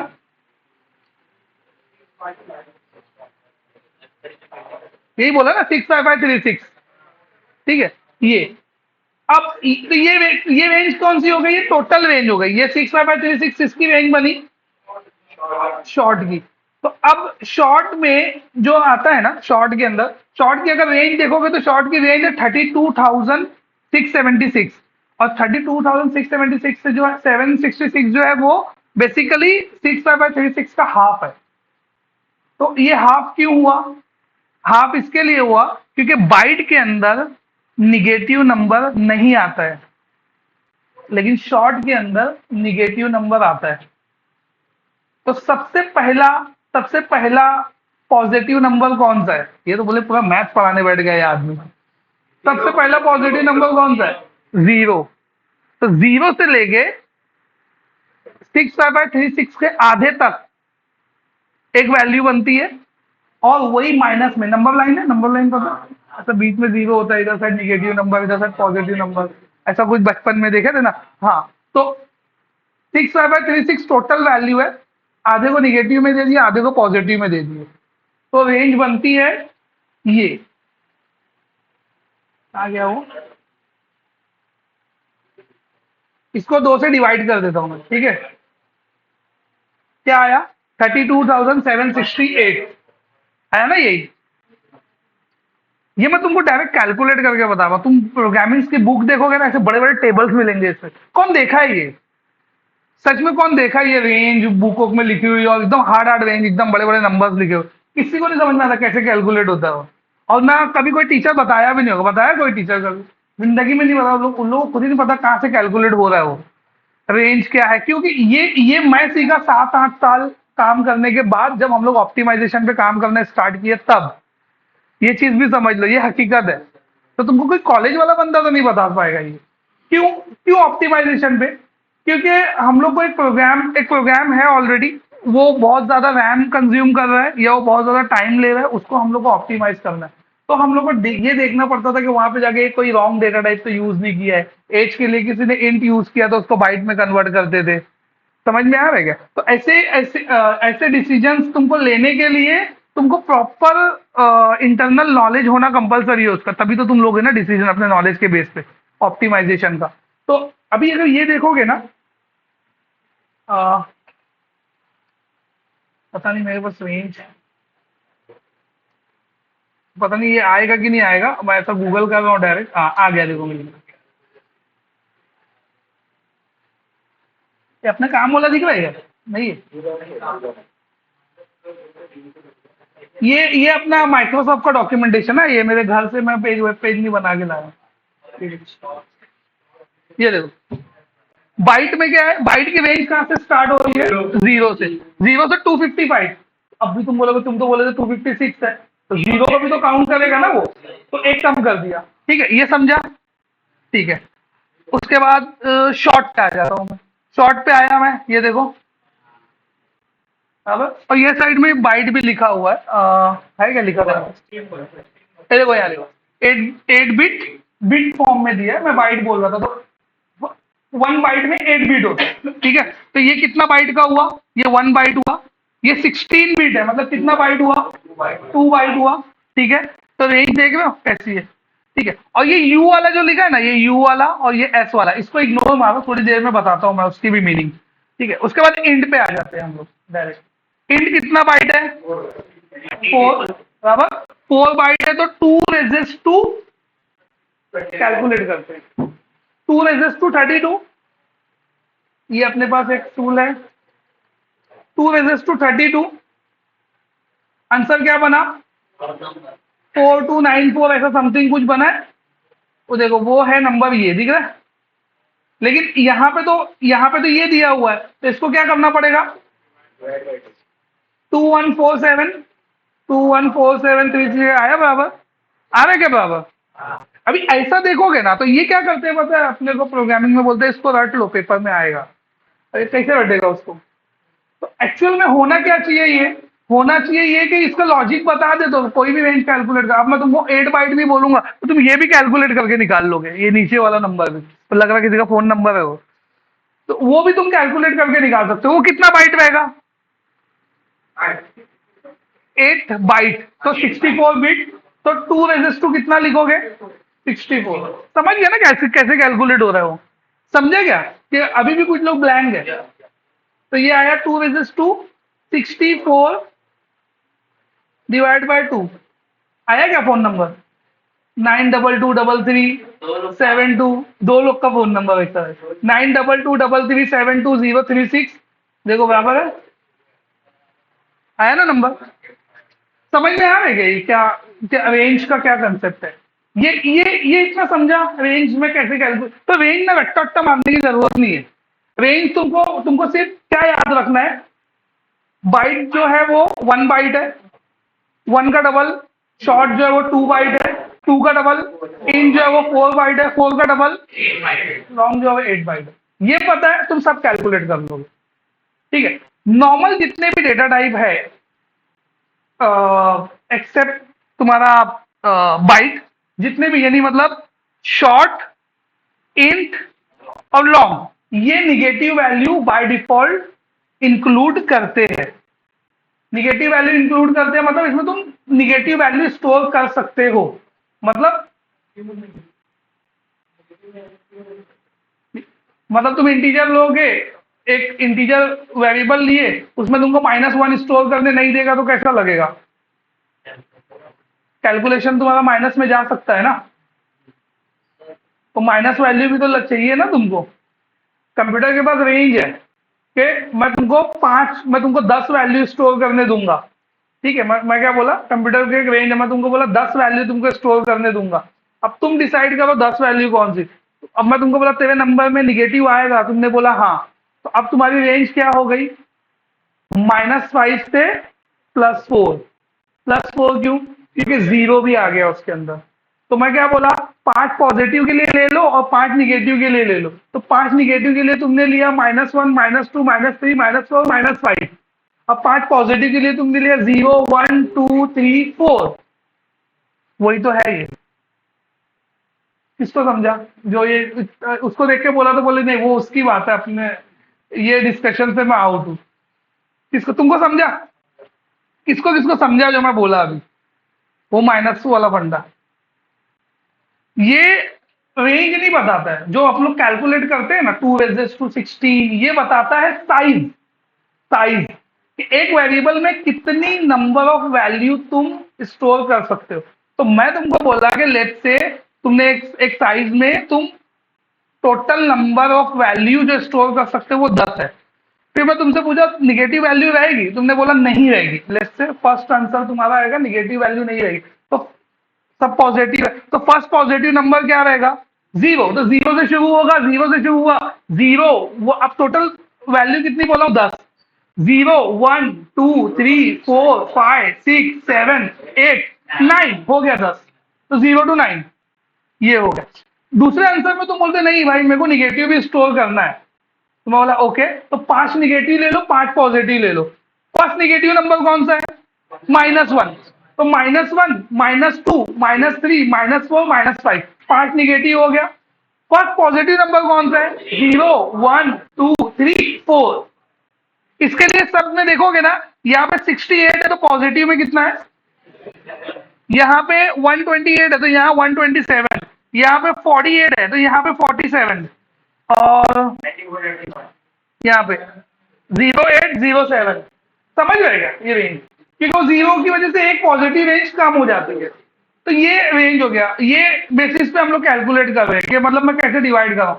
अब बाय डिफॉल्ट जो है शॉर्ट, मैं वापस अपनी बात पे आ जाता हूं। बाय डिफॉल्ट जो है short, int, long negative number consume करते हैं, मतलब इंक्लूड करते हैं निगेटिव को। जो मैं यस नो वाला आंसर पूछ रहा था तो ये लोग करते हैं, और बाइट जो है वो नहीं करता है। तो अगर तुम बाइट लोगे, बाइट नाम का डेटा टाइप लोगे और उसमें -1 स्टोर करने का ट्राई करोगे तो वो देगा एरर। तो पहले ये चीज को प्रैक्टिकली देख लेते हैं। ठीक है, तो सवाल ये है कि वेरिएबल बनाऊंगा कैसे मैं? तो वेरिएबल बनाने का एक सिंटैक्स है, जो अब ये जितना भी प्रैक्टिकल अभी मैं कराऊंगा ना सब कंसोल में कराऊंगा। मतलब एक कंसोल एप्लीकेशन लूंगा, उसी में C# का कोड हम लोग करते जाएंगे। तो मैं विजुअल स्टूडियो ऑन करता हूँ यहाँ पे। क्या बोले? 86 बिट का आता है? अरे भाई कहीं का कहीं चला गया। हाँ मैं समझ गया, मैं समझ गया। एक्चुअली वो x86 जो होता है वो 32 होता है, और x64 जो होता है वो 64 होता है। तो तुम्हारे कंप्यूटर की कैपेबिलिटी अभी तक जो जितने कंप्यूटर्स है ना, मतलब जो पुराने कंप्यूटर्स थे, वो 32 बिट के ऊपर वाला कैलकुलेशन नहीं कर पाते थे।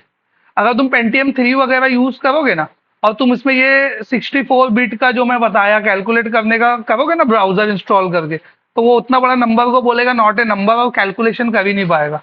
फिर तुम नया कंप्यूटर खरीदोगे, 64 बिट वाला कंप्यूटर लेके आओगे, उसमें क्रोम इंस्टॉल करोगे और फिर वो कैलकुलेशन करोगे तो वो आएगा। तो फिर तुमको समझ में आएगा अच्छा यही के लिए मैं नया कंप्यूटर लिया था। वही वही वही पूरा पूरा जो मतलब वो कंप्यूटर आर्किटेक्चर चलता ही वही बेस पे है। लेकिन अभी वो उतना बोलने जाऊंगा सब लोग भाग जाएंगे।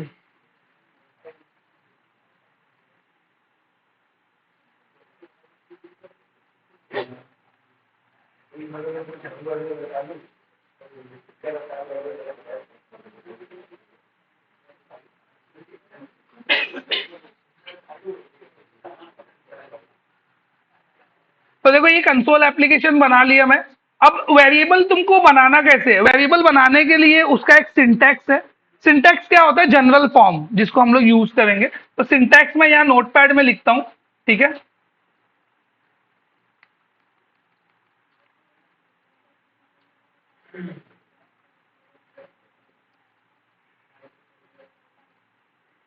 वेरिएबल का सिंटैक्स क्या है? तुमको लिखना है डेटा टाइप, उसके बाद तुमको लिखना है वेरिएबल का नेम, उसके बाद मैं ये ब्रैकेट लगा रहा हूं, इसकी मीनिंग बताता हूं। उसके बाद तुमको यहाँ पे देना है डिफॉल्ट वैल्यू।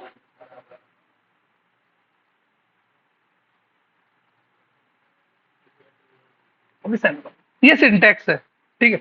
ये सिंटैक्स का मतलब क्या हो गया? सिंटैक्स का मतलब हो गया जनरल फॉर्म। तो डेटा टाइप में यहाँ पे जो भी डेटा टाइप तुमको वेरिएबल का लेना है, अब यहाँ पे ऑप्शन क्या है? यहाँ पे मैं इंट लिख सकता हूँ, यहाँ पे मैं शॉर्ट लिख सकता हूँ, यहाँ पे मैं बाइट लिख सकता हूँ, यहाँ पे मैं लॉन्ग लिख सकता हूँ। अब ये डिसीजन कैसे लूंगा मैं, वो तुमको समझ में आ गया। जो वेरिएबल क्रिएट हो रहा है उसमें जो डेटा आने वाला है वो डेटा अगर बहुत बड़ा है तो मैं लॉन्ग लूंगा, बराबर। जैसे फॉर एग्जांपल किसी की सैलरी स्टोर करना है। अब मैक्सिमम सैलरी पर मंथ के हिसाब से मैक्सिमम सैलरी पर मंथ कितनी हो सकती है? क्या? 40 लाख। ठीक। तो एक रेंज ले लूंगा नंबर ऑफ डिजिट के हिसाब से कि हाँ ये तो ये इंटीजर में बैठ जाएगा, तो मैंने इंट ले लिया। इंट ले लिया और मैं ऐसा अज्यूम करता हूँ कि पॉइंट में हम लोग सैलरी नहीं बोल रहे, अलग सैलरी पॉइंट में ही होती है, मतलब इतना रुपया इतना पैसा। तो ये मैं अभी ऐसा कंसिडर नहीं कर रहा हूँ, ठीक है। उसके बाद यहाँ पे डेटा टाइप तुम बताओगे, डेटा टाइप के बाद यहाँ पे वेरिएबल बताओगे, वेरिएबल के बाद यहाँ पे उसकी वैल्यू। तो डेटा टाइप में तुम लिखोगे इंट शॉर्ट, जो भी तुमको डेटा टाइप लेना है वो डिपेंड करेगा तुम्हारे डेटा के ऊपर। वेरिएबल का नेम, वेरिएबल का नेम जो होता है वो एक्चुअल में होता है आइडेंटिफायर। वेरिएबल का नेम क्या होता है? Basically identifier. तो आइडेंटिफायर मतलब क्या? आइडेंटिफायर मतलब जैसे एज में लिया तो एज एक ये आइडेंटिफाई कर रहा है ना कि इसके अंदर एज स्टोर होगी। फर्स्ट नेम ये आइडेंटिफाई कर रहा है ना कि इसके अंदर फर्स्ट नेम आएगा।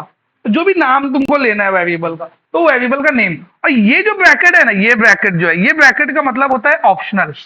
जब भी सिंटैक्स के अंदर पूरे प्रोग्रामिंग में जब भी सिंटैक्स के अंदर तुमको ये वाला ब्रैकेट दिखेगा तो ऑलवेज इसको क्या करोगे तुम? ऑप्शनल कंसिडर करोगे। ऑप्शनल का मतलब उसको छोड़ भी दोगे तो चलेगा। मतलब मैं डेटा टाइप लिख के वेरिएबल लिख के डायरेक्ट सेमीकोलन भी लगाऊंगा ना तो भी वेरिएबल बन जाएगा। मेरी बात समझी? अगर मैं डेटा टाइप लिख के वेरिएबल का नेम लिख के डायरेक्ट भी सेमीकोलन लगाऊंगा तो भी वेरिएबल बन जाएगा। और अगर मैं चाहूं, अगर मेरे को वैल्यू देना है उसको, तो इक्वल टू लिख के यहाँ पे वैल्यू भी लिख दूंगा। अब क्वेश्चन ये है, अगर मैं वैल्यू स्किप किया तो इसमें वैल्यू क्या आएगी? अगर मैं वैल्यू स्किप किया तो इसमें वैल्यू क्या आएगी? तो सी शार्प जो है हर डेटा टाइप के लिए डिफॉल्ट वैल्यू ऑलरेडी बना के रख दिया है। ऑल इंटीजर के लिए डिफॉल्ट वैल्यू 0 रहेगी। ऑल इंटीजर्स के लिए, ऑल इंटीजर मतलब समझ गए ना, ऑल इंटीजर। ऑल रियल के लिए डिफॉल्ट वैल्यू 0.0 रहेगी। और कौन सा डेटा टाइप था? स्ट्रिंग के लिए डिफॉल्ट वैल्यू नल रहेगी, मतलब कुछ नहीं। नल मीन्स कुछ नहीं, नल आएगा, नल एक टाइप है, ठीक है। और बुलियन के लिए डिफॉल्ट वैल्यू फॉल्स रहेगी। ये इंटरव्यू का क्वेश्चन है। बुलियन में लोग सोचते हैं बुलियन में बाय डिफॉल्ट वैल्यू ट्रू आएगी, लेकिन बुलियन में डिफॉल्ट वैल्यू क्या आएगी? फॉल्स। क्यों फॉल्स? वो भी 0 है। 0 फॉर फॉल्स, 1 फॉर ट्रू, तो वो भी 0 ही है इंटीजर फॉर्म में। लॉजिक समझा ना क्या बोला मैं? जो ट्रू फॉल्स, जो बुलियन का जो ट्रू फॉल्स होता है उसके उसमें फॉल्स जो रिप्रेजेंट करता है 0 को और ट्रू रिप्रेजेंट करता है 1 को। और ऑल इंटीजर टाइप में बाय डिफॉल्ट जीरो है, तो बुलियन में भी जीरो ही है, और जीरो मीन्स फॉल्स, तो बाय डिफॉल्ट बुलियन में भी फॉल्स आएगा। तो वेरिएबल बना के देखते हैं हम लोग। यहां पे मैं आया, मेरे को पहले डेटा टाइप लिखना है, तो डेटा टाइप मैं लिखा यहाँ पे। अभी फॉर एग्जांपल मैं जो डेटा टाइप लिखने जा रहा हूं वो है बाइट। तो ये जो दिख रहा है ना, ये मेरा एरो देखो, ये साइन दिख रहा है, ये एक्चुअल में डेटा टाइप का साइन है, ठीक है, प्रिमिटिव टाइप का, ये दिख रहा है ना आइकॉन, वो बाइट। बाइट ये मेरा डेटा टाइप हो गया। इसके आगे मेरे को क्या लिखना है, वेरिएबल का नेम, तो मैंने लिखा एज, सेमीकोलन लगा दिया। इतने पे भी काम चल जाएगा, ये वेरिएबल बन गया। इसकी डिफॉल्ट वैल्यू क्या होना चाहिए, जीरो। तो प्रिंट करके देखेंगे, console dot write line, c डब्ल्यू लिखोगे और टैब दबाओगे तो कंसोल डॉट राइट लाइन आ जाता है, ठीक है। नहीं पता है तो देख लो, आता है। और एज को मैंने प्रिंट किया।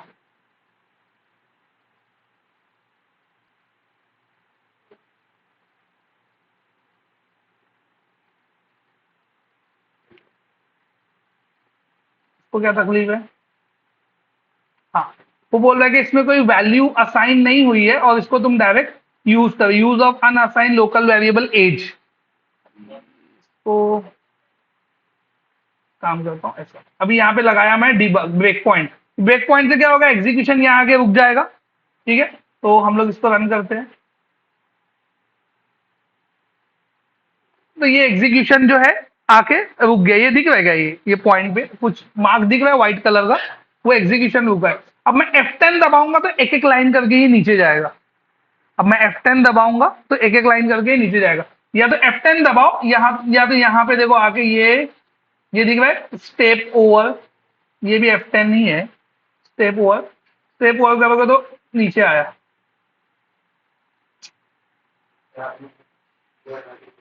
एज की बाय डिफॉल्ट वैल्यू क्या आई, जीरो।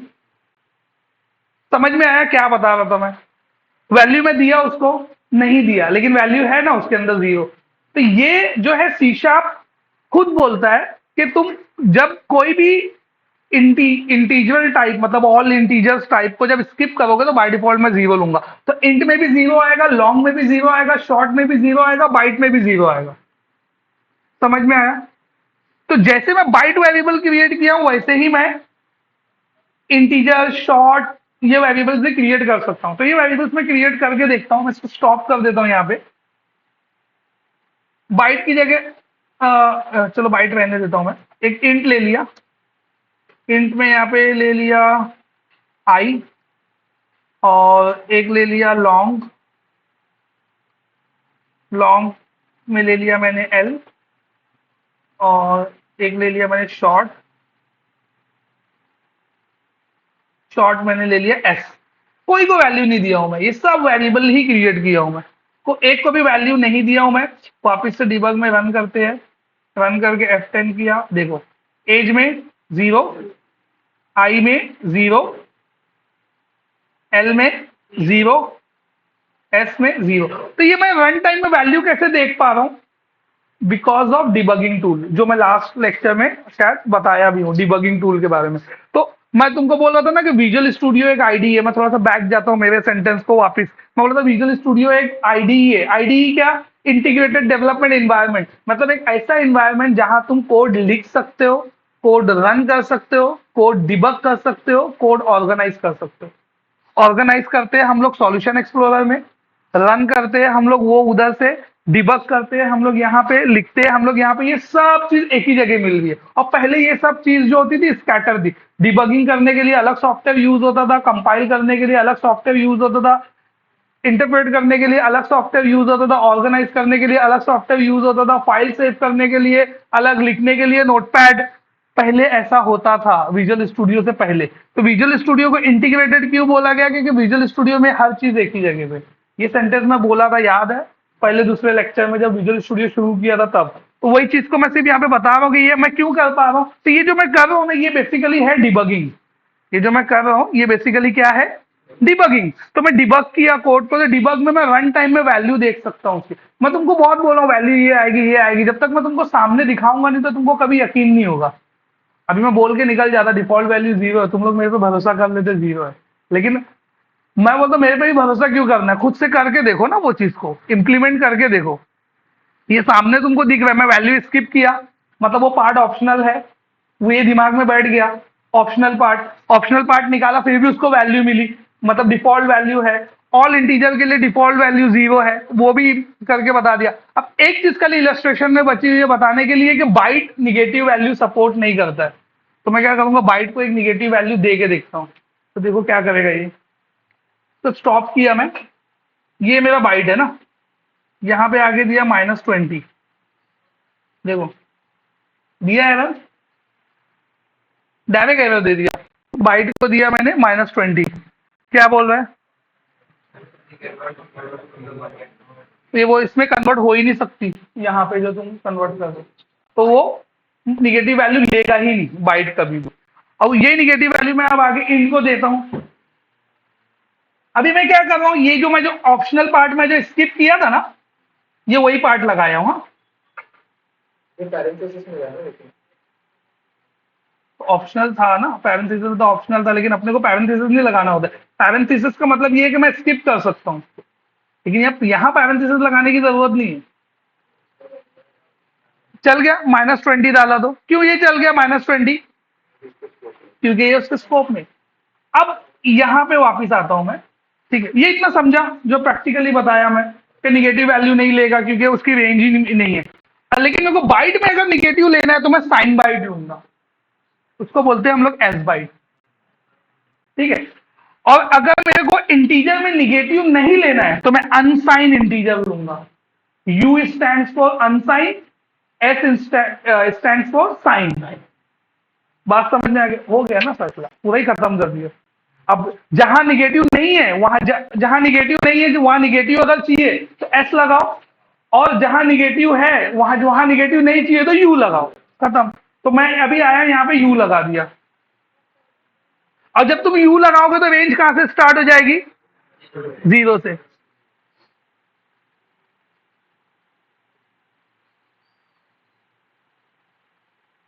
आ गया ना एरर, क्या किया मैं, यू इंट लिखा, यू इंट मीन्स क्या हो गया, अनसाइन इंटीजर।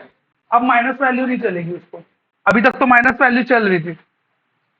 समझ में आ रहा है क्या ये क्या चल रहा है जिंदगी में। हाँ? आधे लोग तो ऐसा ब्लैंक होके देख रहे हैं कि मेरे को ही नहीं समझ में आ रहा है मैं क्या पढ़ा रहा हूँ। माइनस निकाल दिया, वैल्यू चल जाएगी।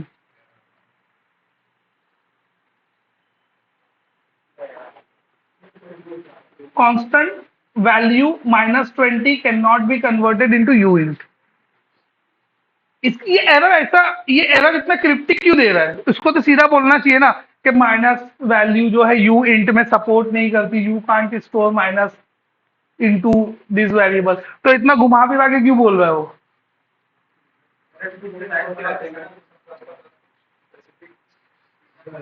वो एरर पढ़ो ना, क्या बोल रहा है वो, एरर क्या बोल रहा है वो।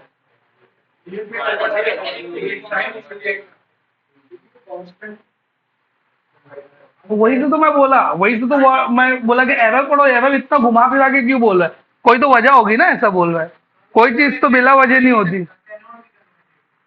हाँ, कन्वर्ट नहीं हो सकता है, लेकिन तुम कन्वर्ट किए हो क्या।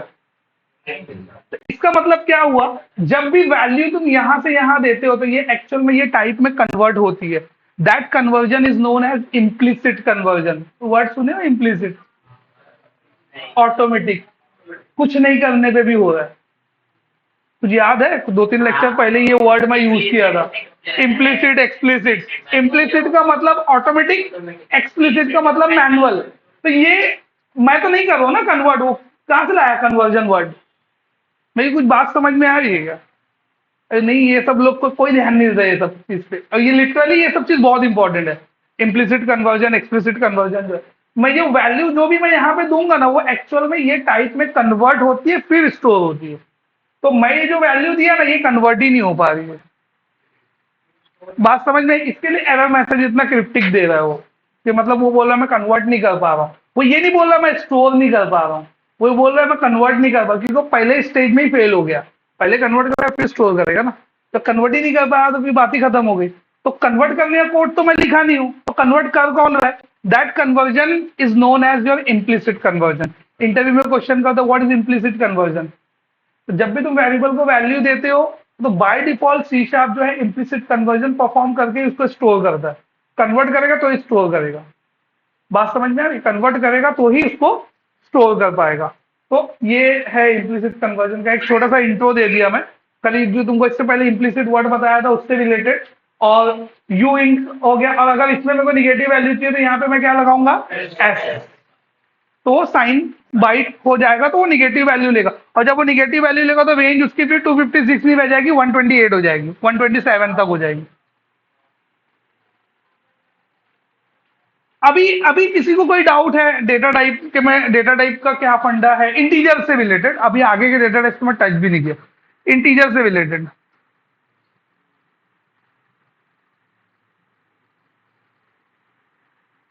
क्या फराज समझ में आ रहा है? ऐसा लग रहा है कुछ सीख रहे? ऐसा लगते रहना चाहिए। जब तक लगते रहेगा तब तक ही सीख पाओगे। किसी को कोई डाउट यहां तक का? एक्सप्लिसिट में कैसा होगा? देखो इम्प्लिसिट में कैसा होता है, हम लोग वैल्यू देते हैं डायरेक्ट। एक्सप्लिसिट में कब यूज होगा? जैसे फॉर एग्जांपल एक वेरिएबल है तुम्हारा इंटीजर, ठीक है, लेकिन उसके अंदर स्टोर है 10। अब तुमको उसको स्टोर करना है लाके बाइट में। उसको तुमको स्टोर करना है लाके बाइट में, तो एक दूसरा वेरिएबल बनेगा, वेरिएबल 2 तुम्हारा वो रहेगा बाइट। मतलब उसको मैं दे देता हूँ वेरिएबल 2 को V2 बोल देता हूँ, वेरिएबल 1 को V1 बोल देता हूँ। V1 है इंटीजर टाइप और V2 है तुम्हारा बाइट। और तुमको पता है कि V1 में 10 है, मतलब वो बाइट में स्टोर हो सकता है। लेकिन जब तुम ऐसा लिखोगे ना V2 is equal to V1 तो वो देगा एरर। फिर तुमको उसको एक्सप्लिसिटली कन्वर्ट करके डालना पड़ेगा स्टोर करके। फिर तुमको ये बताना पड़ेगा कि तेरे को नहीं पता है, मेरे को पता है, इसमें 10 है और ये बाइट में चला जाएगा। क्योंकि बड़ा डेटा टाइप छोटे डेटा टाइप में कभी एडजस्ट नहीं होता है। मतलब इंटीजर बड़ा डेटा टाइप है ना, बिग रेंज है, वो बाइट में एडजस्ट नहीं हो पाएगा, लेकिन बाइट इंट में एडजस्ट हो जाएगा। तो जब तुम बाइट को इंट में कन्वर्ट करते हो तो कन्वर्जन इम्प्लिसिट होता है, लेकिन तुम इंट को बाइट में कन्वर्ट करते हो तो कन्वर्जन एक्सप्लिसिट होता है। किसको समझा ये? कुछ लोग को तो समझा, जो पूछा था उसको नहीं समझा। समझा? बोल फिर वापस से। ये नहीं बोलना था। मैं प्रैक्टिकली बताता हूँ, जाने दो, छोड़ो। मैं प्रैक्टिकली बताता हूँ। ये देखो, ये एक एक इंटीजर वेरिएबल लिया तुमने V1, उसमें स्टोर किया 10। एक बाइट वेरिएबल लिया V2, उसमें स्टोर किया V1। अब देखो ये क्या बोल रहा है, ये V1 है, वेरिएबल 1, इंटीजर है 10। V1 को मैं V2 में स्टोर करने गया, वैल्यू की जगह डायरेक्ट इसका नाम लिख दिया, तो ये वैल्यू इसमें जाएगी, फिर इसमें से इसमें जाएगी। अब मेरे को पता है ये 10 इसमें आ सकता है, लेकिन ये तो एरर दे रहा है ना। लेकिन इसका वाइस वर्सा करूंगा तो ये नहीं देगा एरर, तब वो इम्प्लिसिट करेगा। अब यहाँ पे जरूरत पड़ गई है एक्सप्लिसिट कन्वर्जन की। एरर क्या दे रहा है? एरर देखो, आया ना वर्ड। अब तो यकीन कर लो मेरी बात पे। यहाँ से can not implicitly convert type into byte. Implicitly into byte नहीं चलेगा, ऑटोमेटिक नहीं कर सकते तुम, क्योंकि वो बड़ा डेटा टाइप है और छोटे डेटा टाइप में एडजस्ट नहीं होगा। तो अब तुमको एक्सप्लिसिटली उसको बताना पड़ेगा। दैट इज, अब एक्सप्लिसिट कन्वर्जन क्या है? यहाँ पे एक ऐसा ब्रैकेट लगाने का और जो डेटा टाइप में कन्वर्ट करना है उसका नाम लिख देने का, एक्सप्लिसिट टाइप कास्टिंग।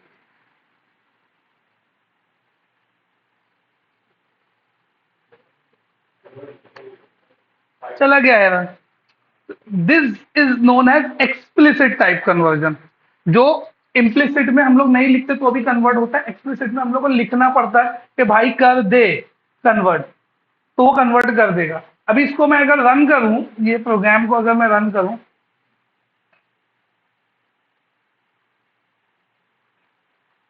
ये देखो मैं F10 किया, आई की वैल्यू क्या हो गई? -20। एच की वैल्यू क्या दी रहेगी? 0। एल और एस दोनों की वैल्यू 0। V1 में 10 है, V1 में क्या है? 10 है। V2 में अभी कुछ नहीं है, देखो मतलब कुछ नहीं है, मतलब कुछ असाइन नहीं हुआ, जीरो है। अब V2 में क्या हो गया?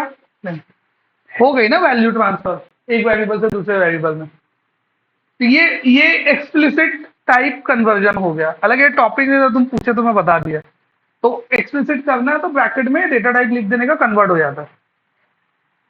और कुछ क्वेश्चन पूछ सकते हो, ऐसा मत सोचना है सर को आएगा नहीं तो क्या आएगा, नहीं आएगा तो कल पढ़ के बताऊंगा मैं।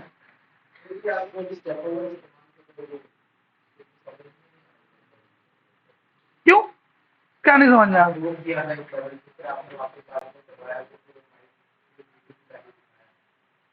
तो उसने समझा क्या नहीं? मैं नहीं समझ पा रहा। ये यहाँ पे ये देखो ना, ये डाला है ना मैंने ब्रेक पॉइंट, ये दिख नहीं रहा है क्या उसमें? दिख तो रहा है।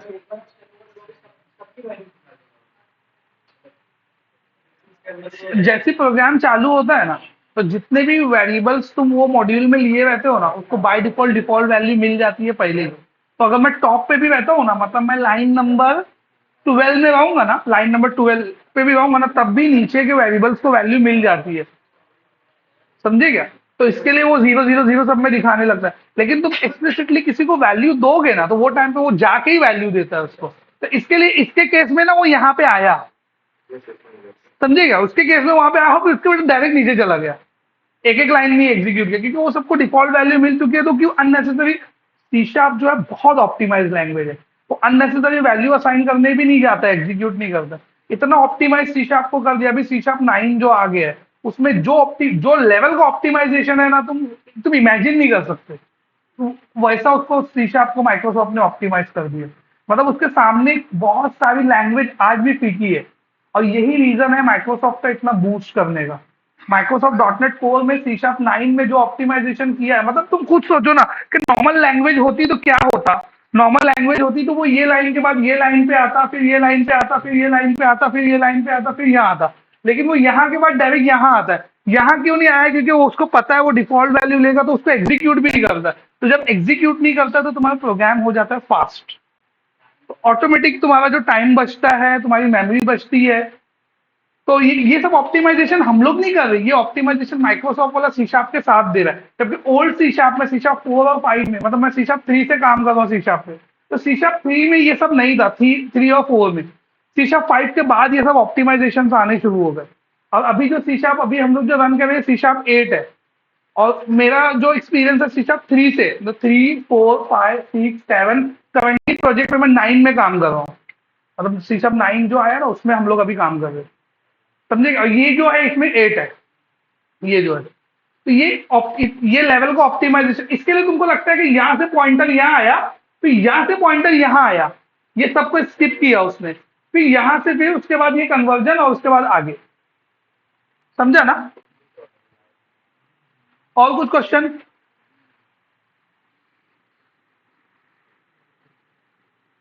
कुछ तो क्वेश्चन पूछ लो। क्या? फिर से बोलो। अच्छा, क्लीन, ओके ओके।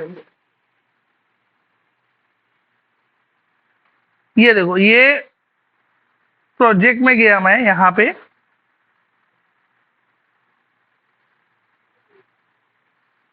ये बिन में, डिबग में फाइल्स दिख रही है ना। अभी मैं यहाँ पे आया, तो किया क्लीन, क्लीन सॉल्यूशन, ये फाइल चली गई। क्लीन का मतलब ये होता है, जो तुम प्रोजेक्ट बिल्ड करते हो, तो बिल्ड में जो तुम्हारा प्रोग्राम है, वो कंपाइलर के पास जाके एक फाइल जनरेट करता है। वो फाइल को क्या बोलते हैं? DLL या IL। तो वो IL ये फोल्डर में रहता है। जब तुम क्लीन मारते हो ना, तो वो बोलता है कि वो IL को उड़ा देता है। फिर से बिल्ड करते हो तो नया IL का नया कोड बनाता है। तो जो तुम्हारा प्रॉब्लम जो हो रहा है ना, वो वही से मैं क्लीन करने के लिए बोला उसको। I am answer your question. यही यही करा था सवाल। बोलो बोलो। वहां पे इसके लिए लगाया था कि कोई भी जो प्रोग्राम होता है ना, प्रोग्राम का जो एग्जीक्यूशन एंट्री पॉइंट जो होता है, कोई भी लैंग्वेज जब तुम कोई कोड करते हो, तो प्रोग्राम का जो एंट्रेंस जो होता है, जो एंट्री पॉइंट होता है, वो मेन फंक्शन होता है। तो मेन से ही वो शुरू होगा। तो जहाँ शुरू होता है वहीं उसको रोक दे रहे हैं हम लोग, और फिर वहां से स्टेप बाय स्टेप नीचे लेके जा रहे हैं। तुम नीचे भी लगा सकते हो, ऐसा कुछ नहीं है। अभी ये ब्रेक पॉइंट, अगर मैं ये ब्रेक पॉइंट यहाँ पे हटा दूं और ये ब्रेक पॉइंट मैं ये लेवल पे लाके लगाऊं, तो अब इसको रन करूंगा तो डायरेक्ट वो वहां पे आगे रुकेगा। अभी देखो वो डायरेक्ट नीचे आके रुका। तो ऐसा कुछ नहीं है, मैं ऊपर इसके लिए लगाया ताकि मैं तुमको एक एक चीज बता सकूं, क्योंकि मेरे को डिफॉल्ट वैल्यू बताना था। उसको ऊपर रोकूंगा तभी, नहीं तो तुम बोलोगे यार वो तो एग्जीक्यूट हो गया। बिना एग्जीक्यूट हुए डिफॉल्ट वैल्यू आ रही है, ये बताने के लिए मैंने उसको ऊपर टॉप पे ही रोक दिया, जैसे जैसे प्रोग्राम चालू होता है वहीं पर। क्लियर ना? पैरामीटर और आर्ग्यूमेंट्स, पैरामीटर किसको बोलते हैं? जैसे फॉर एग्जांपल ये तुम्हारा फंक्शन है ना, ये फंक्शन है। ये फंक्शन जब कॉल होगा तो ये एआरजीएस को जो वैल्यू जाएगी ना, तो जो एक्चुअल वैल्यू रहेगी दैट इज योर आर्ग्यूमेंट, और यहाँ पे जो है ये है तुम्हारा पैरामीटर।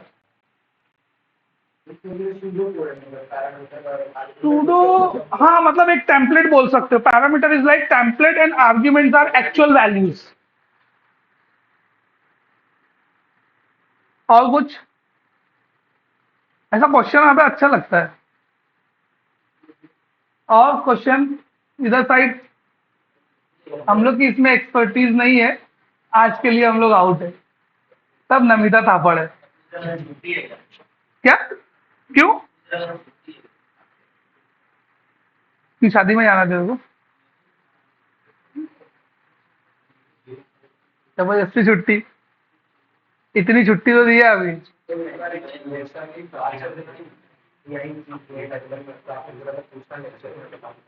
क्या था, भूल गया मैं, सॉरी। अच्छा हाँ, एआई जो है वो डेवलपर्स की जॉब खा लेगा क्या? यही यही कुछ ऐसी डिस्कशन चालू था ना। एआई, एआई पता है ना, आर्टिफिशियल इंटेलिजेंस। मतलब अभी कौन कौन देखा चैट जीपीटी? कौन कौन देखा? और सब लोग देख लिया? अच्छा है। मतलब है, अच्छी पॉपुलैरिटी मिल गई है उसको। तो तुम लोग नहीं, हम लोग खाली इंस्टाग्राम और रील्स। ठीक है। तो चैट जीपीटी एक वो एआई टूल है, जिसमें तुम कुछ क्वेश्चन करोगे वो उसका आंसर देगा, एकदम सिंपल, एज ए लेमैन को क्या समझ में आता है वो मैं बता रहा हूँ। तो उसमें लोग है ना जाके डाल रहे कि I want program for prime number, I want Python script for this. तो वो ना खुद खुद से बना के दे रहा है। तो लोग को क्या लग रहा है कि वो खुद से बना रहा है और ये जो है डेवलपर्स की जॉब जो है वो खा जाएगा। बराबर। खुद से कुछ नहीं होता, मैं हमेशा बोलता हूँ और अभी भी वही बात बोला, खुद से कुछ नहीं होता। कोई एक ऐसा लॉजिक, कोई एक ऐसा लॉजिक जो कोई लिखा ही नहीं है, जो सिर्फ तुम्हारे माइंड में है, हाँ, वो चैट जीपीटी भी नहीं बना के दे सकता। वो वही लॉजिक बना के देगा जो बहुत कॉमन है। मेरी बात समझ, वही लॉजिक बना के देगा जो बहुत कॉमन है और जो ऑलरेडी सर्च हो चुका है। उसका एल्गोरिदम कैसे चलता है, वो उसका एआई एल्गोरिदम कैसा है? इसने सर्च किया और इसने ढूंढ लिया, इसने वही चीज सर्च किया तो इसका ढूंढा हुआ उसको दिखा दिया। मेरी बात समझी मैं क्या बोला? अब तुम कुछ ऐसे मॉड्यूल पे काम करो जो किसी ने सर्च ही नहीं किया है, वो चैट जीपीटी क्या कोई भी जीपीटी आने तो वो नहीं दे पाएगा आंसर। तो एआई कभी डेवलपर्स की जॉब नहीं खा सकता है। और जो तुमको कोड लिखा हुआ मिल रहा है, तुमको क्या लग रहा है वो चैट जीपीटी लिख रहा है क्या? वो कोई डेवलपर लिखा है जो तुमको मिल जा रहा है। वो एआई टूल कोड जनरेटर नहीं है, वो सर एआई सर्च इंजन है। वो बेसिकली एआई सर्च इंजन है। वो तुमको किसी का ढूंढा हुआ या किसी का लिखा हुआ ला के देगा। लेकिन मैं तुमको एक एकदम सिंपल लॉजिक दूं, मैं एक ऐसा बिजनेस मैनेजमेंट का सॉफ्टवेयर बनाना चाहता हूँ, या मैं कोई भंगार की दुकान का सॉफ्टवेयर बनाना चाहता हूँ, जाके मुझ मारो भंगार की दुकान के लिए मेरे को सॉफ्टवेयर चाहिए चैट जीपीटी पे, कुछ नहीं देगा। कोई ऐसा सिस्टम जो है ही नहीं, एग्जिस्ट ही नहीं करता है, वो खाली ह्यूमन बीइंग ही बना सकता है। एक तो पहला लॉजिक ये।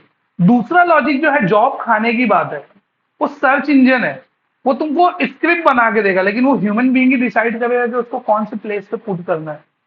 अगर वो तुमको बहुत कॉमन लॉजिक है, जैसे कि ड्रॉप डाउन कास्केडिंग इन एमवीसी, ऐसा तुमने बोल दिया और उसने तुमको पूरा दे दिया, लेकिन उसको तुम्हारे ड्रॉप डाउन का नाम नहीं मालूम है, उसको तुम्हारे ड्रॉप डाउन का डेटा नहीं मालूम है, वो लॉजिक तो एक डेवलपर ही लिखेगा ना। मेरी बात समझ रही? ड्रॉप डाउन कास्केडिंग का कोड दे सकता है वो, लेकिन उसके आगे क्या दे पाएगा?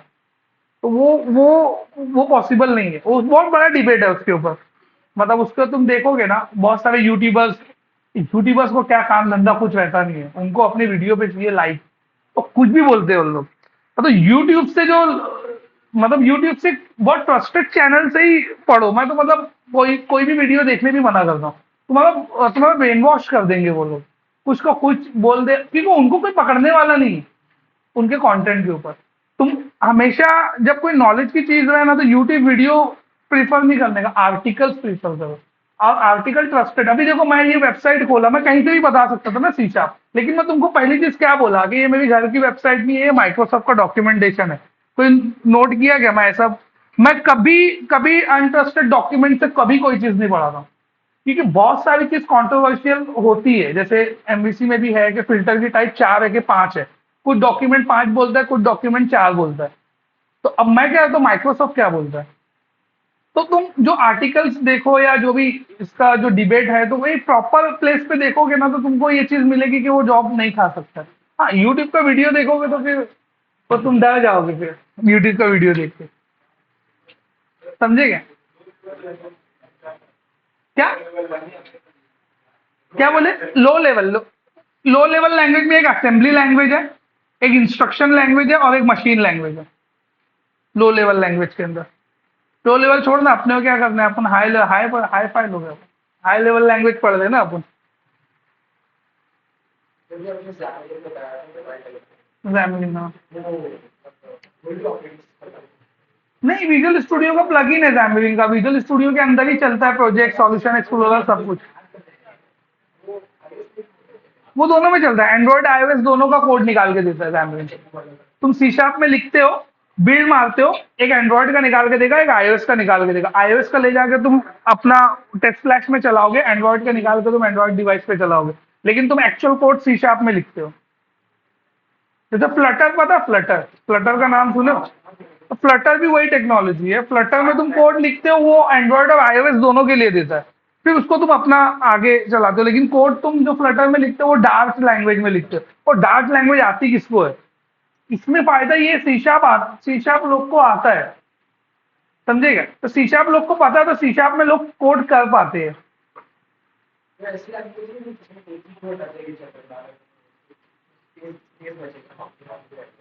ऑप्टिमाइज तुम कॉमनलाइजेशन रखोगे ना, तो ऑप्टिमाइजेशन वहां पे खत्म हो जाता है। ऑप्टिमाइजेशन तभी आएगा जब स्पेशलाइजेशन तुम करोगे तब। समझे क्या? तुम कॉमन कोड लिखोगे ना, तो वो सबके लिए जनरेट करेगा, तो कुछ कोड ऐसा भी चला जाएगा जो दूसरे सिस्टम का है, लेकिन कंडीशनल बेसिस पे, तो अननेसेसरी कंडीशंस जाएगी, चलेगा नहीं। लेकिन कंडीशंस गई ना, तो ऑप्टिमाइजेशन कहाँ हुआ? अननेसेसरी कोड हुआ ना। कुछ कंडीशन जो है एप्पल के लिए है, वो अननेसेसरी, वो कंडीशन एंड्रॉइड में जाएगी, कुछ एंड्रॉइड की वो अननेसेसरी एप्पल के कोड में जाएगी। वो अलग बात है, वो दोनों अपने अपने आईओएस की कंडीशन के बेस पे एग्जीक्यूट नहीं होगी, लेकिन तुम्हारा कोड ऑप्टिमाइज नहीं है, तुम्हारा कोड कचरा है। कि वो केस में तुम्हारा कोड कचरा है। इसकी वजह से जो है वो क्या बोलते हैं, स्पेशलाइज्ड डेवलपमेंट का जो फंडा चालू हुआ है ना, वही वजह से चालू हुआ है। हम लोग को इतनी सैलरीज जो पे करती है कंपनी, यही रीजन से पे करती है कि हम लोग स्पेशलाइज्ड डेवलपर्स है डॉट नेट के। मतलब मैं प्योर ऑप्टिमाइजेशन पे काम करता हूँ। पिछले 3-4 हफ्ते से 2 पेज, 3 6 6 एपीआई लेके बैठा हूँ मैं ऑप्टिमाइज करते, खाली वही पे काम कर रहा हूँ। ऑप्टिमाइज ऑप्टिमाइज ऑप्टिमाइज ऑप्टिमाइज, मतलब और टाइम कम करो, और टाइम कम करो, और टाइम कम करो, टाइम लग रहा है, टाइम लग रहा है, टाइम लग रहा है। करेगा क्या उसके अंदर? करते रहते कुछ ही बैठ के उसके अंदर ऑप्टिमाइजेशन का पार्ट। तो ये स्पेशलाइज डेवलपमेंट कोड तुम कहीं से भी बना, जीपीटी से कोड मंगा लो, कोई निब्बे डेवलपर से करवा लो। एंडिंग में जब डेटा आएगा, एक निब्बा डेवलपर उसको वो 10 रिकॉर्ड पे टेस्ट करेगा, वो 10 मिलियन रिकॉर्ड पे टेस्ट नहीं करेगा। जब 10 मिलियन रिकॉर्ड उसके कोड के ऊपर आएगा ना, तो उसका कोड जाएगा फट। समझे? और फिर उसके बाद जो ऑप्टिमाइजेशन करने के लिए जो डेवलपर आएगा ना, वो लगेगा स्पेशलाइज डेवलपर, जो स्पेशलाइज सी शार्प का ही रहेगा। भले से वो सी शार्प का कोड तुम डार्ट से कन्वर्ट करके मंगाओ, चाहे कहीं और से मंगाओ, तो डेवलपर्स की जॉब नहीं जाएगी, ये गारंटी मैं देता हूँ तुमको। क्योंकि जब मैं 2012 में हम लोग स्टार्ट किए थे, मतलब 2012 में करियर में स्टार्ट किया था, अराउंड 10 साल के आसपास। तो 2012 में हम लोग करियर स्टार्ट किया, तो हम लोग बोलते थे कि डॉट नेट का मार्केट नहीं है, डॉट नेट कुछ दिन में चला जाएगा, जावा इसको खा जाएगा, ये आ जाएगा, वो आ जाएगा। 10 साल हो गए। 10 साल में कभी भी कोई महीने में भी ऐसा नहीं हुआ रहेगा कि डॉट नेट की जॉब काउंट जो है वो 50,000 से नीचे उतरी है, जब से लेके अभी तक का। और तब से जॉब, मतलब तब से मैं जॉब या तो इंटरव्यू ले रहा हूँ, या तो मैं जॉब दिलवा रहा हूँ, या तो मैं टीचिंग कर रहा हूँ।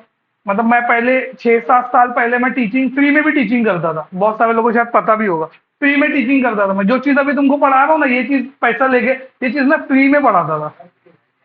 क्या? नहीं, वो टाइम वैल्यू नहीं रखते थे लोग, समझे? वही बता रहा हूँ, फ्री में पढ़ाता था तो कोई वैल्यू नहीं थी। तो पैसा लेके पब्लिक पढ़ रही है तो लोग को वैल्यू लग रही है उस चीज की। मैं तकरीबन 3.5 साल फ्री में लेक्चर लिया हूँ, मेरी खुद की क्लासेस में। ऑफिस से आने के बाद रात में 11:30 बजे लेक्चर लेता था मैं। 3 साढ़े 3 साल लिया हूँ। बहुत सारे बच्चे जो पहले बैच में थे, वो मेरे वो बैच के भी जो अधूरे जो छूट गए थे, उन लोग भी थे। तो मैं कभी, मतलब मैं कभी वो मार्केट से डिस्कनेक्टेड नहीं रहा हूँ। मैं हमेशा जॉब्स देखते रहा हूँ। और मैं जो हिसाब से फ्रीक्वेंटली जो जॉब चेंज किया हूँ, वो तो मेरे को देखना ही पड़ता है मार्केट।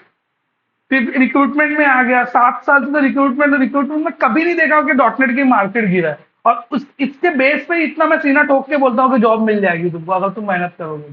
ये जीपीटी वीपीटी ये सब साइड में रख दो। तुमको जॉब करना है ना, तुमको 5 लाख का पैकेज मिल जाएगा, अगर तुम मेहनत करोगे। बाकी इधर उधर देखने जाओगे तो बहुत चीज है। क्योंकि मैं ऐसे हवा में बात करने के लिए नहीं बोल रहा। तुम कोई भी बैच पिछला उठा के देख लो, या कहीं से भी देख लो। मेरे को रोज एक बंदे का ये आता है मैसेज के साथ, मेरे को ऑफर लेटर आ गया। हकीकतन बता रहा हूँ। और जो लोग पहले चेंज कर चुके उन लोग को मिल रहा है, जो करंट बैच वाले उन लोग को मिल रहा है। अभी जो बैच 1-1.5 महीना हुआ शुरू करके, उसमें भी एक एक को ऑफर लेटर आ गया, दूसरे का प्रोसेस में है। अभी एकदम रिसेंट बैच की ज्वाइनिंग भी हो गई वो बंदे की, कल के दिन। तो वो डेवलपर की जॉब जाएगी, अगर जाएगी भी तो गूगल डेवलपर की जॉब जाएगी। अपने को उससे टेंशन नहीं है। अपन डॉटनेट डेवलपर है, अपन जो क्लड बनाते थे वही बनाएंगे। अपने को डेटाबेस में वैल्यू डालना है, डेटाबेस से वैल्यू निकालना है, अपना काम यही है। उस वो काम के लिए अगर अपने को पैसा मिलता है तो क्यों रॉकेट साइंस जबरदस्ती का लॉजिक लगाने का। हम लोग कोड करने के लिए पैदा नहीं हुए ना यहाँ पे। हम लोग कोड करने के लिए पैदा नहीं, अभी अब तुम यहाँ बैठे हो क्योंकि तुमको पैसा कमाना है। पैसा तुम कमा लोगे, कोड करके या बिना कोड किए वो पता नहीं। समझे क्या? तो वो मकसद याद रखो, मकसद। बहुत कौन कौन लिंक किया? मकसद याद रखो भाई साहब, मकसद मत भूलना।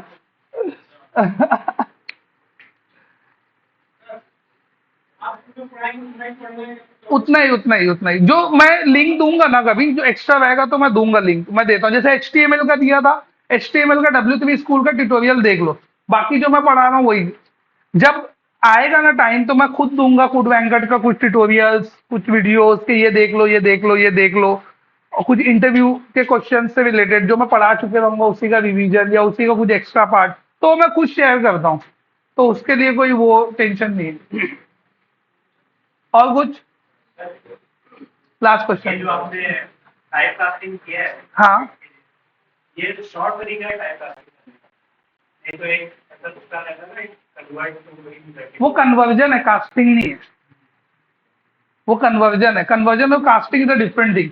Conversion, you are converting one type to another. Casting, you are giving a new cast to that particular variable. ये ले दूसरा कपड़ा पहन, शक्तिमान का कपड़ा पहन, शक्तिमान बन जाएगा, दैट इज कास्टिंग। समझे क्या? कन्वर्जन तेरा हाथ पाव काट के देखो शक्तिमान बनाता हूँ, वो है। समझेगे क्या हुआ? कन्वर्जन और कास्टिंग दो अलग अलग चीज है। और लास्ट क्वेश्चन क्या? हाँ, ये क्वेश्चन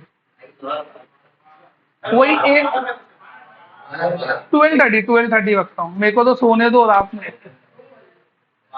2 बजे क्यों? 12:30 बजे रखते ना। 12:30 बजे किसको प्रॉब्लम है? क्या प्रॉब्लम है? तो वो वाला प्रॉब्लम है। तो नमाज के लिए मैं दे दूंगा बीच में गैप। 12:30 बजे स्टार्ट करूंगा, 1:30 बजे गैप दूंगा, फिर 1 घंटा और लूंगा, आगे का लेक्चर 1 घंटा आगे रहेगा। ब्रेक भी हो जाएगा बीच में। जाने तो पढ़ लेने ना जमात से, कहीं तो सवाब कमाते, अपन तो पढ़ते नहीं, किसी को तो पढ़ने दो। उसी कारण कुछ तो होगा। 1:15 मैं छोड़ दूंगा, 1:30 की जमात रहेगी, आधे घंटे का ब्रेक ले लो, कोई जो टिफिन विफिन लाएगा खा लो, मैं फिर लेक्चर लंबा कर दूंगा। क्या? हाँ तुम लोग ही की लेक्चर की बात है। नमाज पढ़ना है, वो उसका भी इंतजाम है उधर आयशा की। है कि